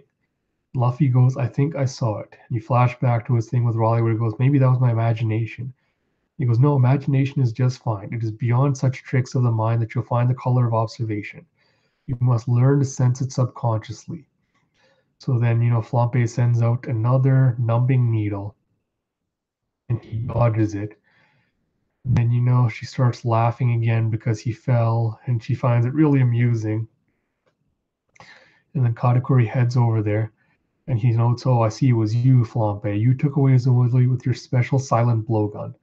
His focus clearly faltered for just a moment in the midst of that heated standoff. I knew something was wrong. That was when I attacked and gouged his belly, inflicting a fatal blow. But do you really think I want to win that way? And then, Flampe's going towards him because she thinks, oh, brother Katakuri is about to praise me. And instead, he takes the spear and, stabs himself. And he goes, when two men are fighting, as he rips off his scarf, the last thing I need is some half hearted assistance. And he goes, if you're going to laugh at that idiot, then laugh at me too. And then, everyone freaks out over his face, like, oh, what's so disgusting? And Kara and Flampe spits on his face. And it's like, oh, your face looks just like a pelican eel. I think this is probably exemplifies why I don't like the Luffy Katakuri fight, because when Katakuri is first introduced, it's presented as like a rational man, who's going to do everything as efficiently and quickly as possible, to kind of protect his crew and his family from not only Big Mom, but from the Straw Hat Pirates, like, whatever future he sees. And slowly over the course of the battle, he kind of starts leaning more towards the machismo side of it, where he's like, oh, no, now it becomes a man's fight, my pride is on the line. And it becomes more about Katakuri seemingly wanting to fight a worthy opponent and being like, oh, he's had this hidden dream of wanting to fight someone that's worthy of his time and his talent. And we never really got an indication of that. So when we suddenly get to, things like this, it's kind of jarring because, up to this point, Katakuri was like, I can't let him get away. I can't let him do this, because we assume he's been seeing something. And at the end, he turns around and says, I don't care about that. This is a fight where my pride and my honor are on the line. And I need to finish it like, man to man. I think that's the biggest reason I really dislike this entire fight in Katakuri as a character. It seems like Oda started off with one idea and then kind of morphed as he went along. And honestly, like the whole machismo, like what it means to be a man, like the stereotypical ideas that Oda keeps bringing up really kind of take away from the series the heavier he leans on it. And this really was like an exemplification of that. If this has been more like, Luffy Lucci in the same scenario where, Katakuri would have threatened to go after the Straw Hats and end them, I think I would have preferred it. And, he could have still had the idea he's doing it to protect his family, which would have made him a sympathetic character. And instead, we kind of end up with this weird mix of all that. And again, it just seems like really poor planning and execution on Oda's part. They flash back to young Katakuri with people going, here comes a pelican eel, stay away. He's strong as a monster and looks like one too. So everyone takes, a picture of Katakuri's face. And again, she's like, oh, I'm going to show everyone your true face. And again, this didn't really pan out in any way at the end of the arc. Like, it seemed like Oda had an idea of what he wanted to do with it, but it really hasn't done anything. So then, they have a clash of Supreme Kings hockey, and everyone gets knocked out, including Flampe. And then Katakuri goes, I no longer assume that you're inferior to me. And Luffy goes, oh, that's great, thanks, but I'm still gonna win. Like, again, when was there ever this idea presented that, Katakuri was looking for a worthy fight? Like, this comes back to the whole machismo thing, like, oh, enemies now have developed a grudging respect for each other. And I'm like, it's not that he couldn't have told a good story with that idea. It's just the way he executed it. Like, he's focused more on the coolness factor of it rather than, actually telling a decent story, which seems to be a problem he's suffering from a lot lately. But going on, flashback to Luffy's training with Raleigh, where he goes, no food until you can dodge 100 times. And he goes, but I'm hungry, Raleigh. And he goes, is that how it works? Is the enemy going to stop attacking because you're hungry? There's a will to every attack, a presence. And he goes, I smell something yummy. And he goes, ignore that. That's my dinner. And Luffy ends up accidentally knocking it over. And Raleigh hits him with his club. And he goes, that hurt, Raleigh. I sense rage. And he goes, that's the hockey too. Now dodge this. And so, the animal friends he's made trying to give him some food to eat. And he says, no, get lost, you two.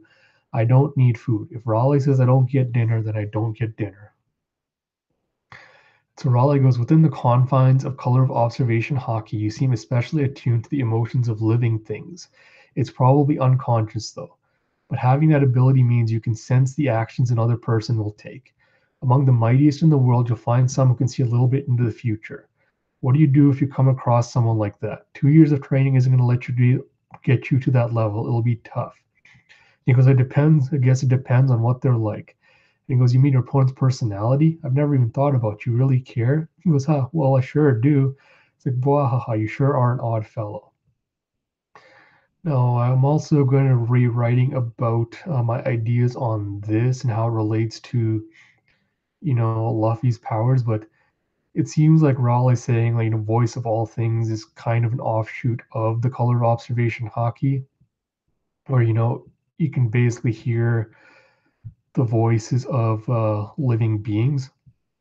And I wonder how this ties into, the really powerful observation hockey users we've seen in the series, like Momonosuke, like, Asia, Kobe, and even possibly Madame Charlie might be a powerful observation hockey user, which is what allows her to see into the future. And, I've got a few thoughts on that I'll probably write out in the future, but just something interesting I wanted to note. You see more of the fight, Luffy Katakuri are trading more blows, and he's getting hurt by, Katakuri's attacks. So Katakuri launches his fist with burning mochi. It seems he regrows it back. And I know when this first came out, I know a theory I was a proponent and fan of was, what if Katakuri was actually disabled? Like, he's been brutally hurt and he's basically, made himself body parts out of mochi. And I think that would have been a cool idea for Oda to explore. And it may be still possible, but it doesn't seem likely at this point. So then Prometheus is, straining to chase after Bege's ship with the cake as they head towards Liqueur Island. And, Big Mom's gotten super, super skinny, looking at even more frightening as she's going after them. And then you see Smoothie trying to ineffectively take down the Straw Hats and continuing to be the most useless sweet general I've ever seen. And then more of the Luffy Katakuri fight where he's growing more mochi, springing fists out of everything. And then, 1 hour until the Cacao Island meeting, and Katakuri goes, what's wrong, Straw Hat? Is this all you've got? And he goes, yes, I accept. It's time to end this. And he goes, Gear 4, Snake Man. Now, I'll admit, I was supremely disappointed with Snake Man being basically, skinny bounce man. I understand the idea behind it is like, it's supposed to be like a biting snake, basically, it's supposed to be like fast movements in different directions so Katakuri can't react and predict it. But I really feel like Oda could have gotten more creative with it because I'm just going to digress a little bit and say, my theory for when we heard about Snake Man was I was doing some research, like I would have liked to see as what if it was more like a whip attack, because whips, I was doing some research and whips are one of the few weapons that are able to break the sound barrier, so I was wondering if Luffy had been able to make his arms like whips, and like kind of curl them up and then lash them out. Would have been really cool to see him using it like that and be like, oh, I have a lot of power and instantaneous speed, but it takes a big toll on my body. And it would have been like, oh, Katakuri can't dodge because it's literally moving, so fast that it breaks the sound barrier. So, would have been cool to see something better than that, but I guess, Snake Man is fine as it is. It serves the purpose for this fight. So, Katakuri's getting hit and he's wondering, why can't I dodge these attacks? So when he realizes that he was balancing his arms in all zigzag patterns, and that's why he can't keep up because it's just too fast for him. So then he does his mochi buzz cut with his spiked arms and he hits Luffy, snags him with the mochi and slams him down. And I do like these panels of the fight. Luffy's like, damn it, it hurts. In pain, I'm so hungry. Everything I'm thinking, it feels much better that way. I'm going to knock you out, Katakuri. So I wonder if that's another thing like where Katakuri can only use observation hockey when he's calm, cool, and collected. But I wonder with Luffy if it's the opposite and he has to like he can't be the same way when he's using it. And he come in, knocks back his cape and he goes black gum gum black mamba. And Katakuri goes into his donut wheel form and he says, "This is the end for you, Straw Hat." And he says, "No thanks." They'll use their final attacks, Katakuri with his buzz cut mochi and Luffy with Gum Gum King Cobra. Final clash.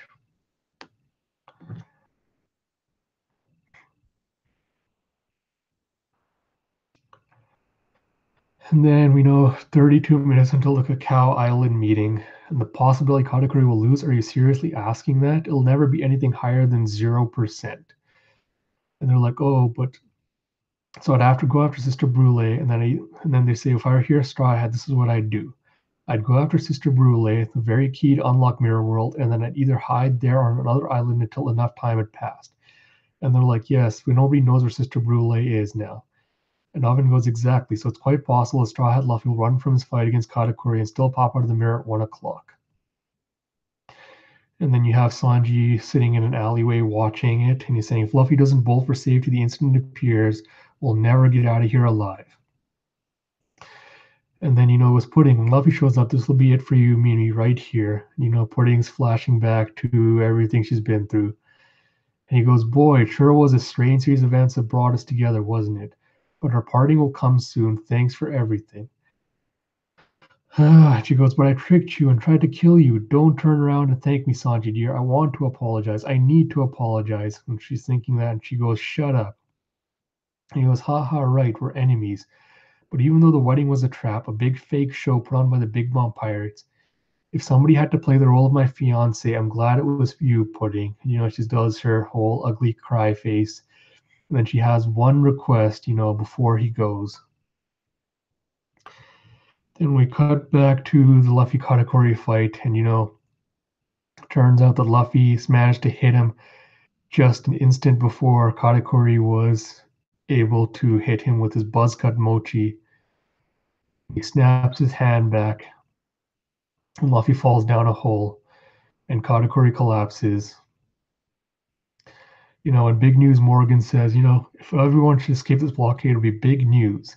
And Montour basically says, no one's going to escape us, and we're not going to let you report this news either. And if you try, we'll basically mess you up. And then, Luffy finally drags himself out of the hole. Katakuri's standing there watching him, and he goes, will you be back someday to topple Big Mom? And he goes, of course I will. I'm the man who'll be king of the pirates. And he goes, you're looking quite far into the future. And he falls on his back. As a sign of respect, Luffy puts his hat over Katakuri's mouth. And, oh, brother Katakuri. And it turns out Peckham's comes in here. Like, again, this is such a terrible gag where Peckham shows up, but no, it's not Peckham's, it's Mistums. And he somehow got his hands on Brule. And it's finally reached 1 o'clock, and everyone's waiting for Luffy to pop out of the mirror. Feels like this last little bit of Whole Cake Island just got really, really dragged out, like way too much. There's 4 minutes to go. Everyone's heading towards Cacao Island. And then Peckham's goes, Sulong, yeah, I've never liked turning into him. Going into Sulong form turns me into an unthinking, rampaging monster. At that point, I can't hear nobody or nothing except for one man's voice, and that was Pedro Grauer. So we find out finally on Zoe, why Pedro said I have to go with Peckham's because I'm the only one that can keep him under control. For whatever reason, only his voice is capable of breaking into my subconscious and calming me down. That means there ain't no one left in the world who can stop my rampage once it gets started. And this, I'll talk about this in a few panels once we get to, but I have an interesting idea about that. So listen up, Straw Hat. It's a full moon tonight. If I go out of control, you need to use this opportunity to get off Cacao Island. Don't let Pedro's sacrifice go to waste. So then you hear Brule screaming from the mirror, and then Peckham's jumps out using her as a shield. And then he looks up at the moon, and he starts going into his Sulong forms. People are going, no, stop it, Peckham. You're going to go out of control. Hold him down, people. And he goes, it's too late. Prepare yourselves, Growler. So then Oven somehow manages to heat the gun in Peckham's hand from afar.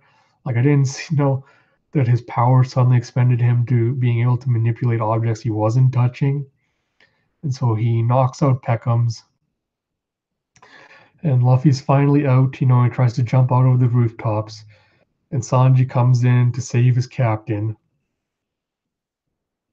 And starts flying off using Moonwalk. And then you have the people pinning down Peckham's, and they go, crush his eyes so he can never see the moon again. He goes, oh, Growler. And then, they slam it down on him. Now, has Peckham's actually been hurt? I don't think so. I'm pretty sure he probably just went into his turtle shell to avoid their attacks. Now, if he goes in there and he stops staring at the moon, does that mean he will go back to, being normal and out of Sulong form? That's the most likely, I'm guessing. And then Sanji gets knocked out of the air and he gets surrounded by, the Big Mom pirates who start shooting. And then huge explosion at the harbor. And finally, after many tens of chapters since we last saw them, Germa's fleet have finally arrived. And they all come in to surround Sanji. And they're just like, what are you, Germa 66, and Sanji goes, what are you doing here? They go, what a coincidence, Sanji. We were just hoping to enact some payback of our own.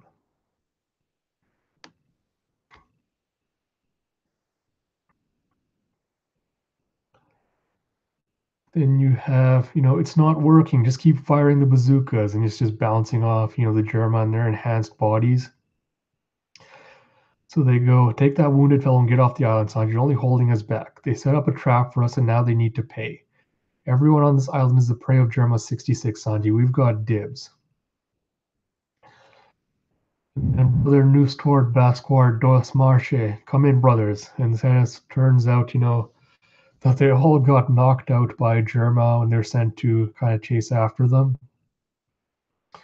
And the Straw Hat ship is, sailing by the island to wait for Luffy and Sanji. And then Brule blurts out, you must not let them escape. Our brother Katakuri, perfect, powerful Katakuri, greatest in the world, lost his fight against Straw Hat Luffy. And everyone's shocked, how could the legendary brother, our brother's legendary winning streak have gotten broken? And he's like, you must have used some cheap trick. And then, what's his face? Pound goes after him with the flaming sword. He's like, get him, Brother Oven. And Ichiji strikes back with Sparking Valkyrie, and he shoots him down with a bunch of flames. And then Winchgreen Yonji breaks out the other one's giant club. I think it was Yumi, and he uses Winch Guillotine. And then Neji comes in and uses electric flowers to use Lightspeed Blade Henry Blazer to cut through a bunch of them. And he says, out of town, so long, failure, and he throws them, throws Sanji out of town. Again, the fact that Germa helps him, I suppose, is akin to when Crocodile helped out Luffy during, Marineford, and he says you can't let them have their way.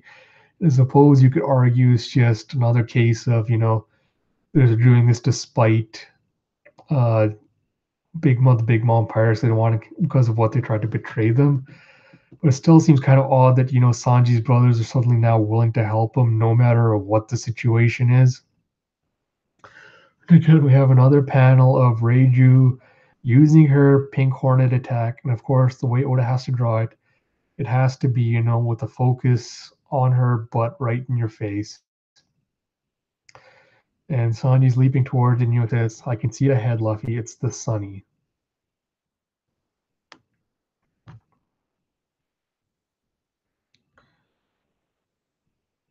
Then we continue on with Brother Peros, come in. What's going on? What's Mama doing? What about Bej? Where's the cake? So at this point, Perospero given up, and he says, there's three possible outcomes. If they happen to poison the cake, there's nothing we can do about it. One option is Mama dies of poison. This will be the end of the Big Mom Pirates. Two, the poison doesn't work but tastes bad. Mama's hunger pangs will continue, as will her destruction, which was actually the route I was kind of hoping for. Three, the poison doesn't work and it actually tastes good. Only through this miraculous outcome can we actually survive. Everyone's freaking out about, what's happening to Toto Land, and everyone's just like, oh, we gave up our lives to stay within safety in Emperor's territory, only for the Empress herself to level it to the ground. And then, everyone's planning on evacuating based on what the results of the cake are going to be. And Big Mom finally lands in front of it as Sanji escapes to sea and finally reunites with the crew. And then, Judge bombards the ships chasing the Straw Hats. And he goes, Germa's providing backup fire, shall we fire back? And so you have Judge looking down at him and he says, what does he really mean to you, Straw Hat Luffy? This is an inescapable den of danger, the territory of Big Mom, Emperor of the Sea. Did you really risk your lives just to take him back? Sanji is the failure of Germa. His skin is no armor, he busies himself with menial cooking, he has no royal pride. He's swayed by pointless emotions and exposes himself to danger for the sake of the weak. His mentality is soft, he is flawed as a soldier, he is a failure. And Luffy, of course, responds with thanks for the backup, and he leaves. And he's like, that was weird. Why was listing off all of your best qualities? Jinbei goes, oh, ahaha, you guys are the best. Oh, man, like, this is another point I want to address is, when I was talking earlier about, like, the whole idea of Sanji's kindness being perceived as a flaw, that's true in the case of Judge, and that really is only a plot point that applies to his story arc. Judge's endpoint story arc really should have been him learning that no, these things are not flaws or weaknesses. Even though you perceive them as such, they're actually strengths. But to apply that and say, the same thing applies to Sanji, it doesn't really work because Sanji's never seen any of these things as his flaws, or never perceived them as such or treated them that way. And Oda, by having Oda handle it in that manner, he kind of ignores Sanji's actual flaws and, kind of stymies his character growth. And, I would have liked to have seen him actually address that. Like, a lot of fans, I think, believe that what I'm saying with my complaints about this is the idea that, Sanji is not allowed to be a flawed character, or characters are not allowed to have weaknesses and like flaws in their personality. That's not really my point. Like, this is what I was saying, like, in the first half of the Grand Line being, that kind of phase, that's where you should be learning about, the character's flaws and their weaknesses and everything. But in the new world, it should really be a chance for Oda to exploit those flaws to help them grow as characters. Because the sentiment I've seen is fans telling me, oh, the Straw Hats don't need to grow any further. They're perfect the way they are.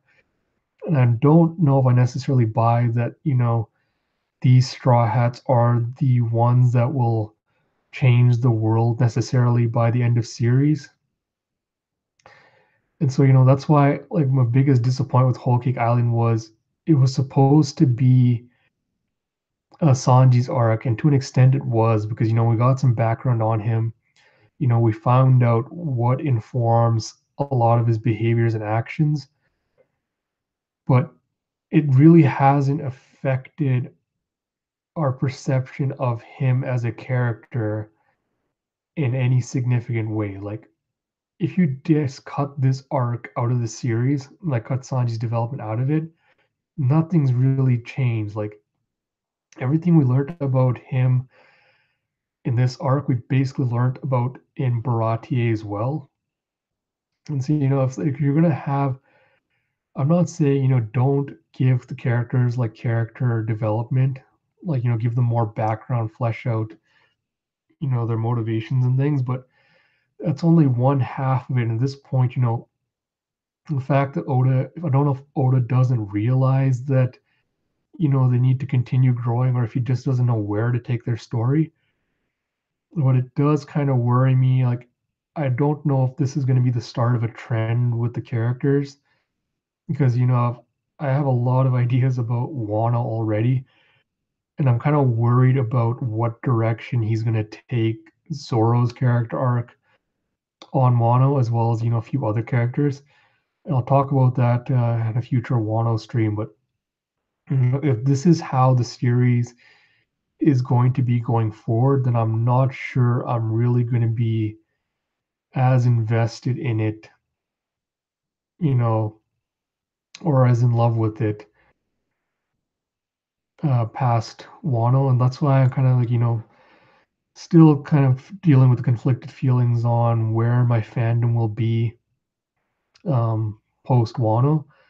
But probably discuss that more with this Sunday stream with when I talk with my friends, because I kind of want to get their opinions on it and whether they feel like, the post time skip arcs have been a downgrade in terms of Oda's writing.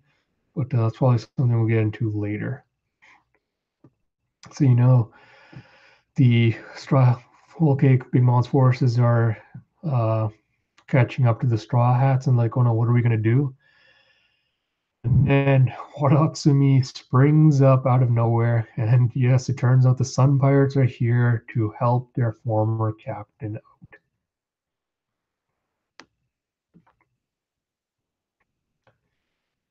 And then, almost close to the ending now, it's almost in sight. Chapter 900, the big one that everyone's looking forward to. I really like the title of this one, even if I don't particularly care for the content. But Chapter 900, Bad and Musical. So Big Mom is finally biting Trump, smacking into the cake.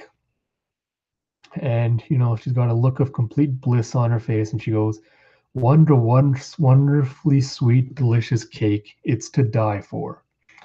Yes, yes, this is more like it. This is real wedding cake. Yes. She goes, she's just, gobbling it down. She goes, I can't get enough of this flavor. I know it from somewhere. What is it? And this is like another line that really kind of struck with me. Is like, Big Mom says, I know it from somewhere. What is it? So, I wonder if there's something in Strussen's original cake recipe that Big Mom recognized, like, or is it just like the Simpson cream reminds her of, the cream from the Semlab all the way back then? But I guess we're not going to really find out about that till later. So then everyone's cheering because, oh, Big Mom's finally free, and they're saying, oh, that's our Lady Pudding, she did it.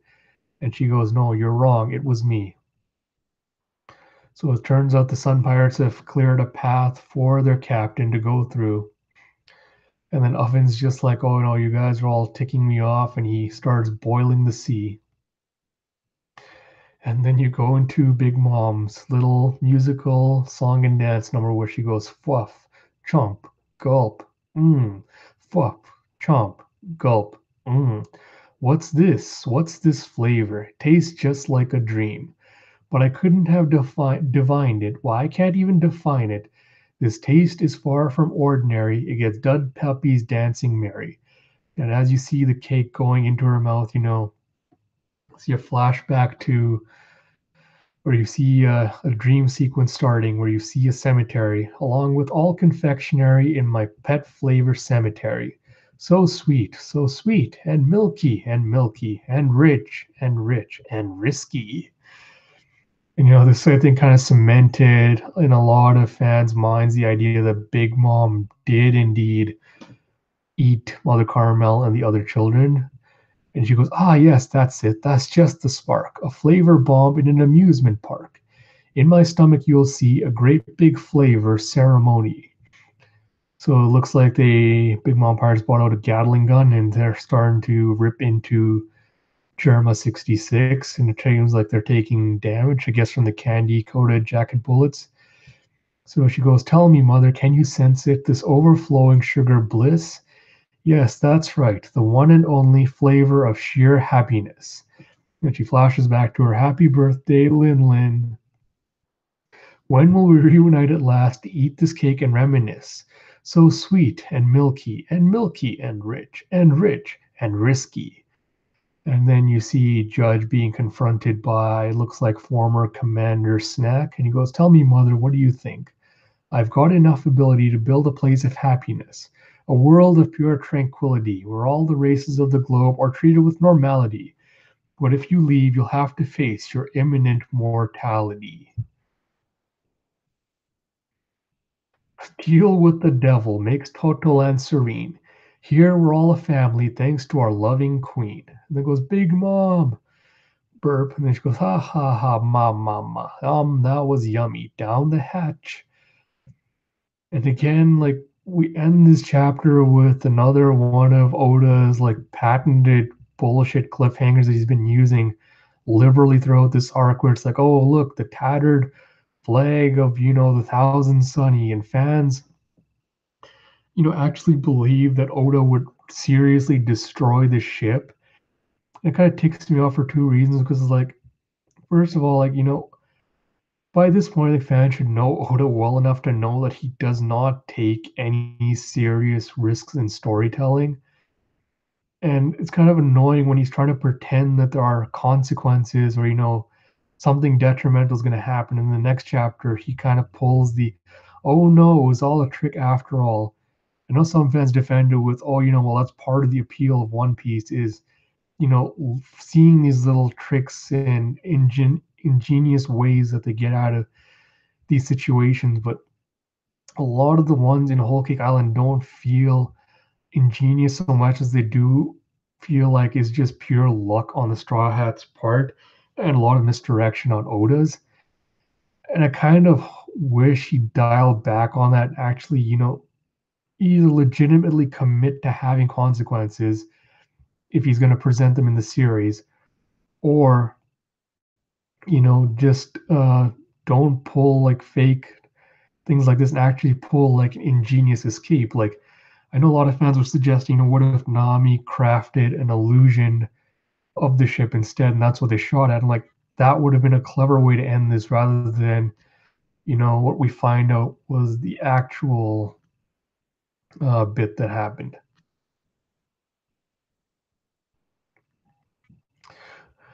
And then you got Fluffy Island, she's back to the old mama. What kind of cake did they bake? I've never seen such bliss on her face before.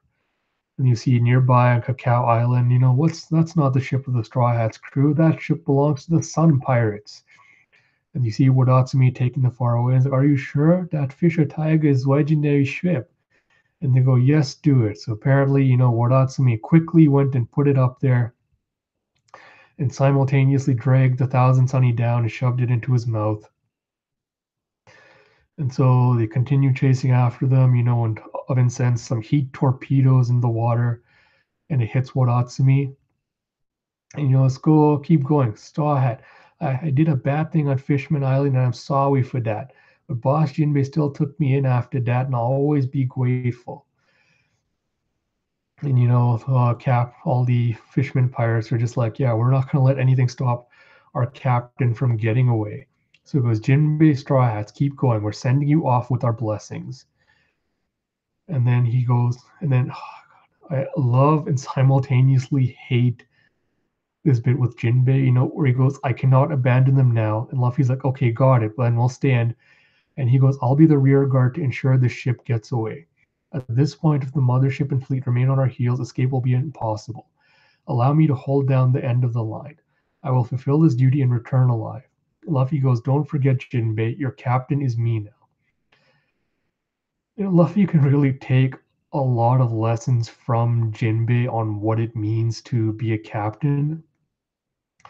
Because this again is a good kind of, it does signal a shift in the dynamic from how Luffy was before, where he's not recklessly or impulsively putting himself or his crew into danger, and he's like respecting the wishes of Jinbei to stay behind so they can escape. But at the same time, throughout this arc, he's been brashly picking fights with Big Mom. He's still his same impulsive self, and I don't think he still seriously understands, the dangers that the new world presents. We saw this back on Punk Hazard, when he rushes in after Caesar and they get knocked out when Caesar takes away the air. And Zoro reminds him, like, we're in the new world, Luffy. Like, you can't just take things easily anymore. You have to act responsibly. And he says, "Oh yeah, I know," but we kind of still see him acting the same way that he does before. And I'm kind of hoping that that's something that changes in the future, because it honestly should have been something that changed back in Sabaudi when he realized that my risks and things mistakes that I made, my impulsiveness got my crew in trouble, and I need to dial that back and take more responsibility as a captain. And a lot of fans seem to take issue with me saying that because they're like, "Oh, Luffy is impulsive. That's part of his personality. And if you get rid of that, then he's not going to be Luffy anymore." And they use the same argument for, if Sanji's inability to hit women is a part of what makes Sanji Sanji. And if you take that away, he won't be Sanji anymore. And, and I agree to an extent that there are certain personality traits and quirks that define each of the Straw Hats. But the idea that they always have to be defined by them and they can't grow past that is something I have to take issue with. Like, it comes down to the thing of saying, like, this is where the growth has to factor in. And this is a big reason I'm kind of mad with Whole Cake Island, and I push for, wanting to see more death and actual consequences in the series.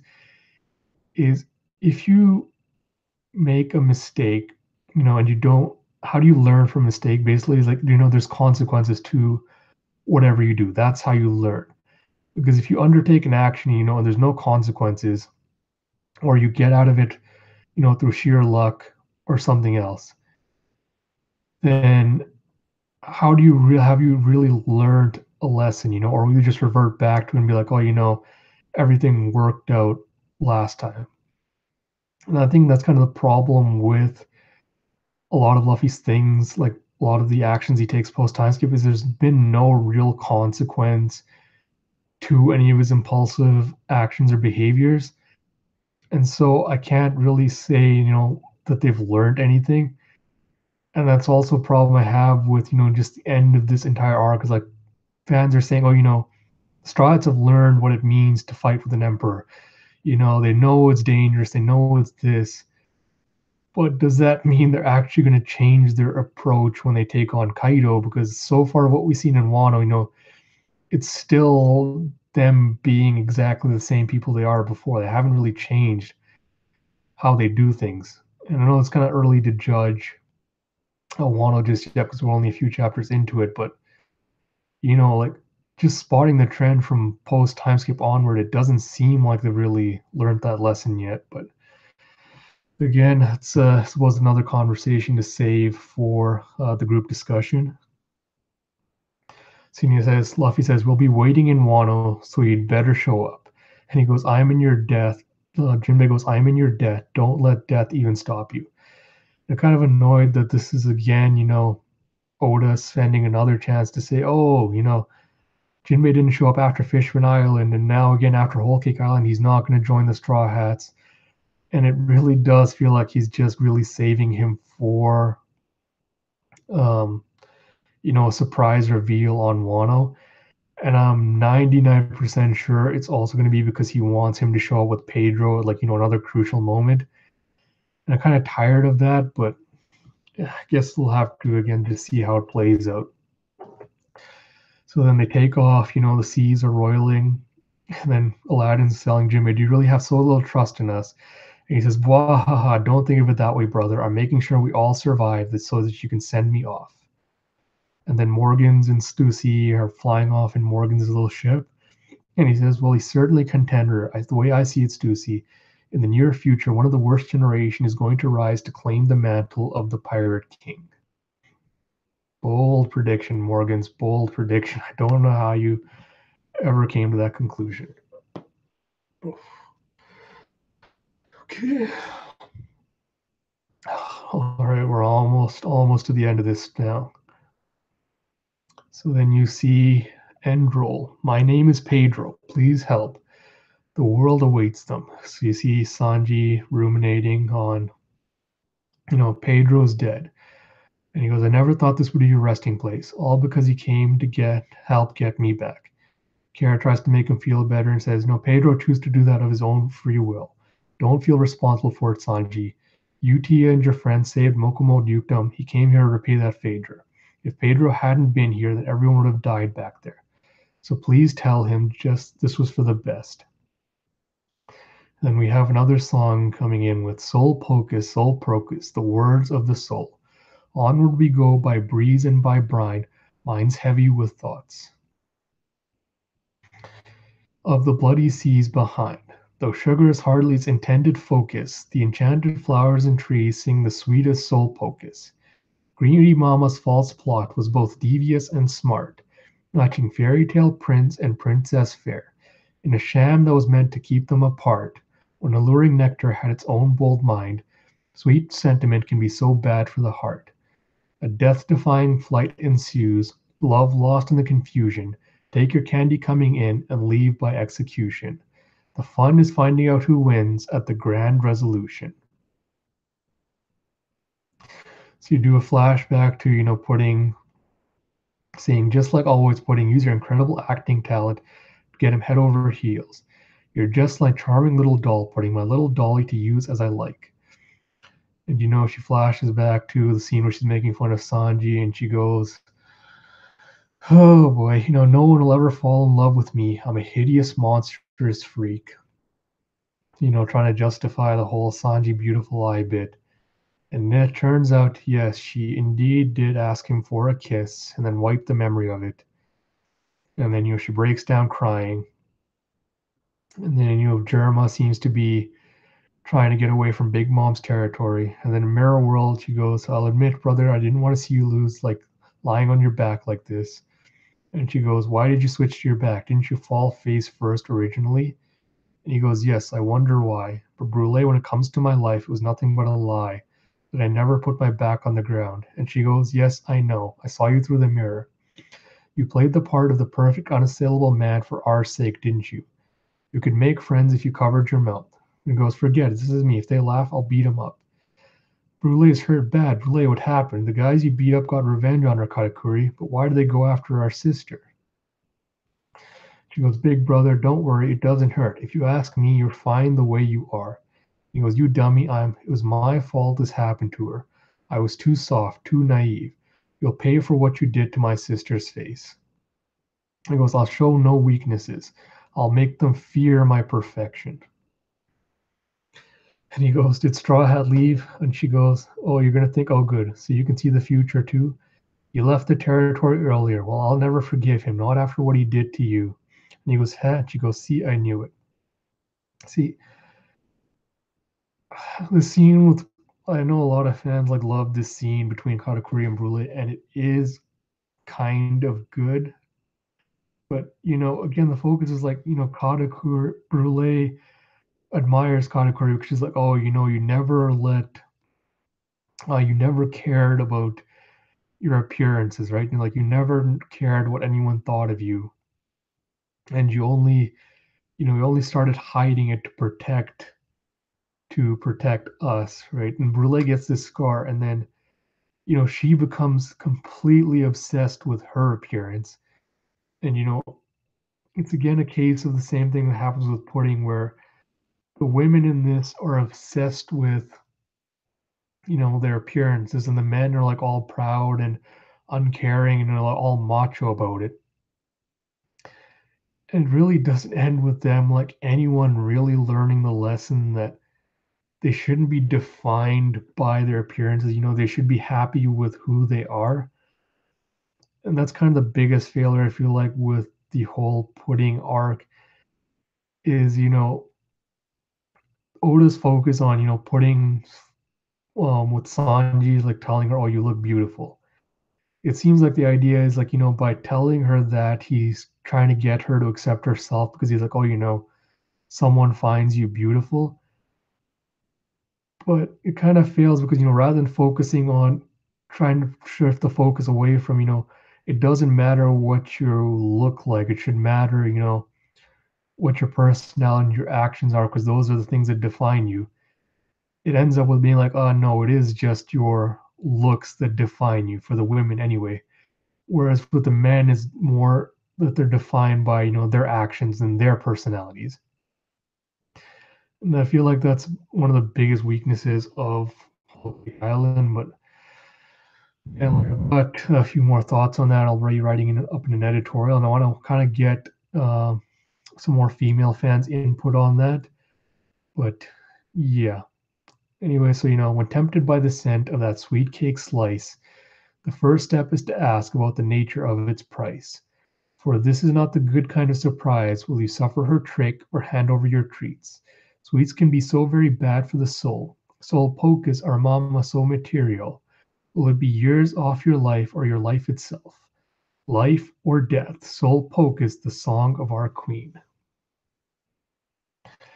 And then we know Flashback, and then Straw Hats are leaving their territory. And come back to Sanji, cook up a meal for them. And you draw that parallel between him and Zeph, where they go, you're hungry, I'll feed you. Which, yes, was a good contrast, but again, this was something we'd already found out in Baratier, so I'm a little bit disappointed that that's the direction Oda chose to take it. And with that, that really concludes the Whole Cake Island arc reread. Yeah, and so let's quick look at the live chat first before I kind of get into final thoughts. So Jotaro was like 900 was the cheapest cliffhanger of the entire arc. Sunny was obviously not destroying it happened before a hiatus. Completely agree. That was really, really a letdown on Oda's part. So has my opinions on Whole Cake Island changed now that I've done a reread? Uh, no, not really. I know initially I can accept that, yeah, a lot of my frustrations with the arc were, lack of my expectations being met with the story Oda gave us. And now that I've reread, I kind of appreciate the ending slightly because it is, I like the fact that Oda thematically went with the idea of Whole Cake Island supposed to be, a typical fairy tale story where you have Sanji being the White Prince, riding in to save the princess locked away in the tower, with Pudding, guarded by the basically the evil queen, the evil stepmother, you know. And in a typical fairy tale, it would end with the queen being defeated, the Pudding princess being rescued, and her and the prince live happily ever after. And I like how he kind of subverted that with this whole idea of the bad end musical, but being like, yes, it was a fairy tale, but it didn't play out. No one got their happy ending. And I can kind of appreciate that, the fact that he tried to go for that. But the problem was, still going back and looking through it, there's so many problems with execution and just like discord between like character motivations, actions, the personalities that Oda ran through. And it seems like Whole Cake Island, he went into it not being really motivated by the story he's going to tell. Like he seems more excited by Wano, and it seemed like he kind of cut the arc short and decided to conclude it later because he didn't know how he wanted to end it. And he wanted to just move on to the next arc quickly. I don't really mind the idea of Big Mom coming back for Elbaf, given her obvious connection to it. I don't want to see her on Wano because I feel like it takes away focus from Kaido and his crew.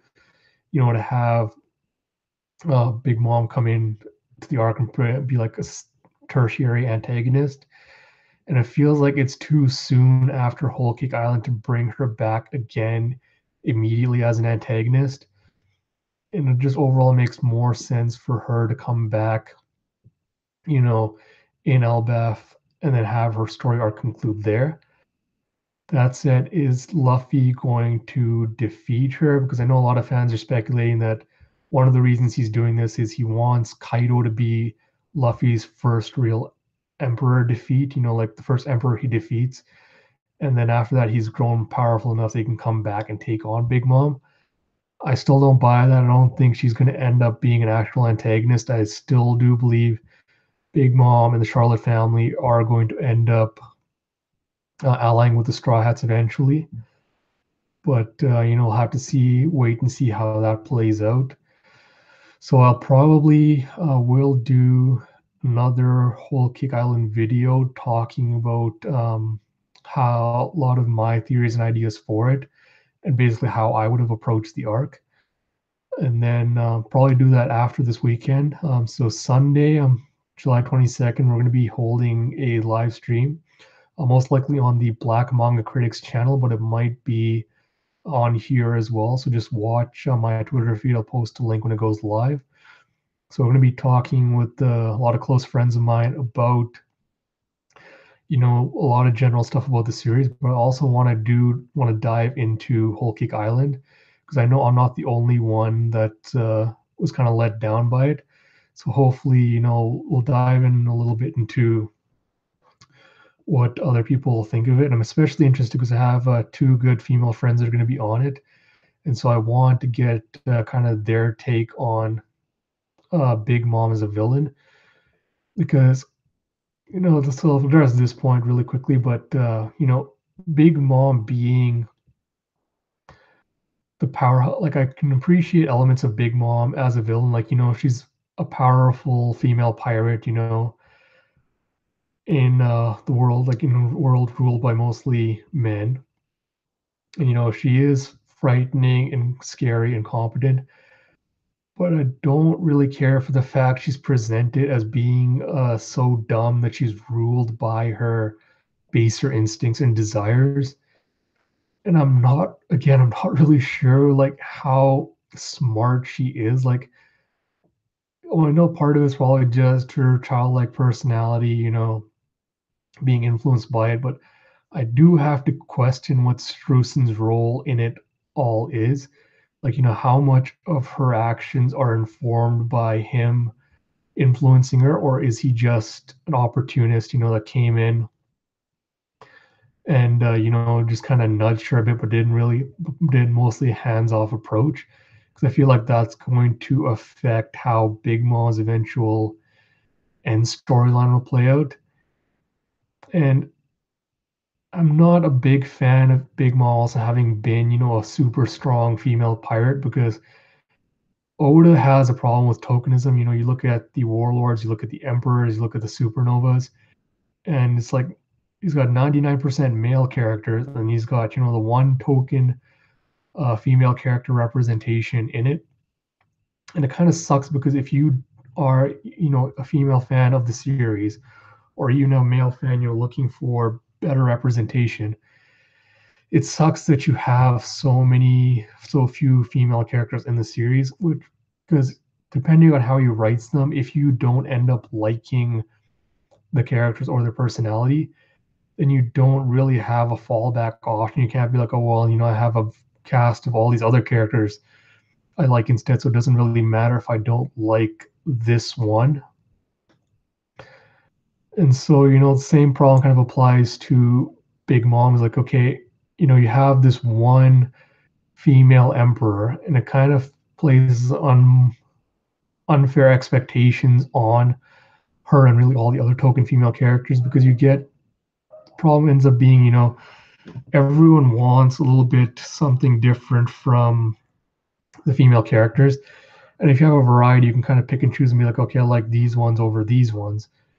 But if you're given so limited options, and you expect so much from them, when they don't deliver, it really does hit a lot harder than it would if one of the male characters in the series, like the male villains, was more disappointing. And I think the other big thing I don't like is even the idea of Big Mom being redeemed and ending up an ally. I can write a good story out of it. I'm not saying it's not going to end up being a good story, but I'm also tired of, not having a legitimate female villain in the series. Like we had Bo Hancock, who, when she first was introduced, was supposed to be a villain, and she kind of fell down the path of, oh, a man went and was nice to her. Now she suddenly flipped and done a 180, and she's become, lovey-dovey for him. Then you have the same with, putting on Whole Cake Island. You have a female character who pretends to be evil, but deep down inside, she just wanted to be loved and accepted. And a male character compliments her once, and suddenly she's just head over heels for him, and she suddenly flips to the good side. Or was like, oh no, she wasn't bad at all ever. She was always good. And that's probably the reason why I didn't like Sanji's response to her at the end, where he's basically like, oh, it feels like he always knew all along that she wasn't a bad person, and he acted accordingly. And like, if she had really been evil, would Sanji's response to her have differed?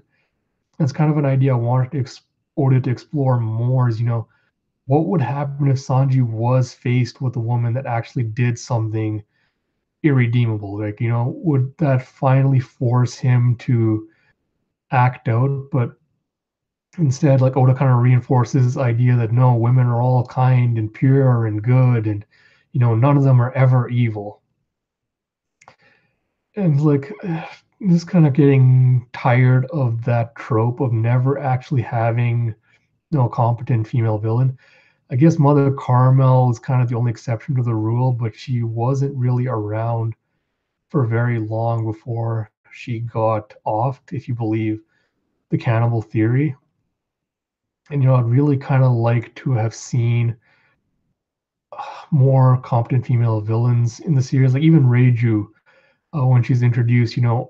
I would have hoped that she would be like her brothers and just be a complete ass to Sanji. But then again, it's again a case of like, oh, she loved her brother because he's so kind, so different from all the other men.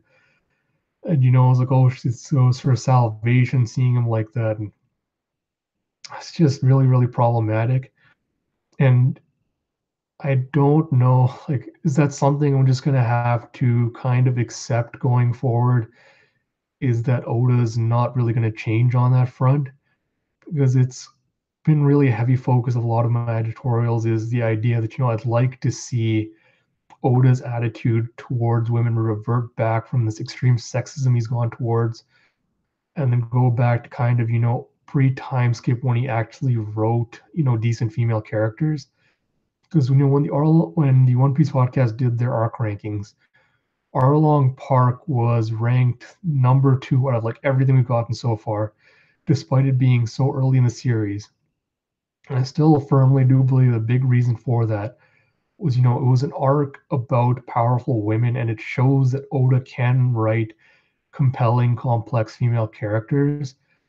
And for some reason, he's just choosing not to. Like, even Vivi from Alabasta, as much flack as people give her for, being a crybaby and not being powerful, et cetera, she was still a well-rounded character. And I kind of really hoping to see Oda kind of bring that back, which is why I have, maybe a lot of, call it like dreams, or let's call it dreams pinned on Wano, because I feel like if Oda's ever going to prove that his sexism is at least not going to be, or at least reverting back a little bit, Wano's really the last chance for him to kind of prove that, because we already know from like Kinnamon's reactions and just general like Japanese society things from that time period. We know Wano's probably going to be an extremely sexist society. So if Oda can kind of subverts that expectation with Wano and has women play a more prominent role in the arc, I'll be super, super happy. Like this really is this is why I keep saying, Wano's really his last chance to kind of keep me in the fandom. Not only for to show that he does understand he needs better representation, but also to prove that he still has his storytelling skills. And so I'll probably talk a bit more about that in my Wano video, because a lot of my theories and theories regarding that are very women centric. So I kind of want to dig into that a little bit later. But yeah, that'll be a couple of weeks from now. I'll probably get into that more. So other than that, I think I rambled on long enough. Thank you all for joining me through this long, long live stream. I hope you enjoyed going along with me as I went through the Whole Cake Island arc again. Please do look forward to the stream this Sunday. It is going to be really, really good. I've been looking forward to it for a while now. You know, if there's anything you disagree with me, uh, sound off in the comments below, and I'll take it into consideration. If there's something I missed that might change my opinion on this arc. So if I had, probably should give it a ranking. Honestly, Whole Cake Island is still in the bottom of my rankings, like probably bottom 3 still. That hasn't really changed with the reread, and I'm kind of disappointed it hasn't, but what are you going to do? Anyway, so thank you all for stopping by. I'm going to end the stream here and look forward to more content coming out.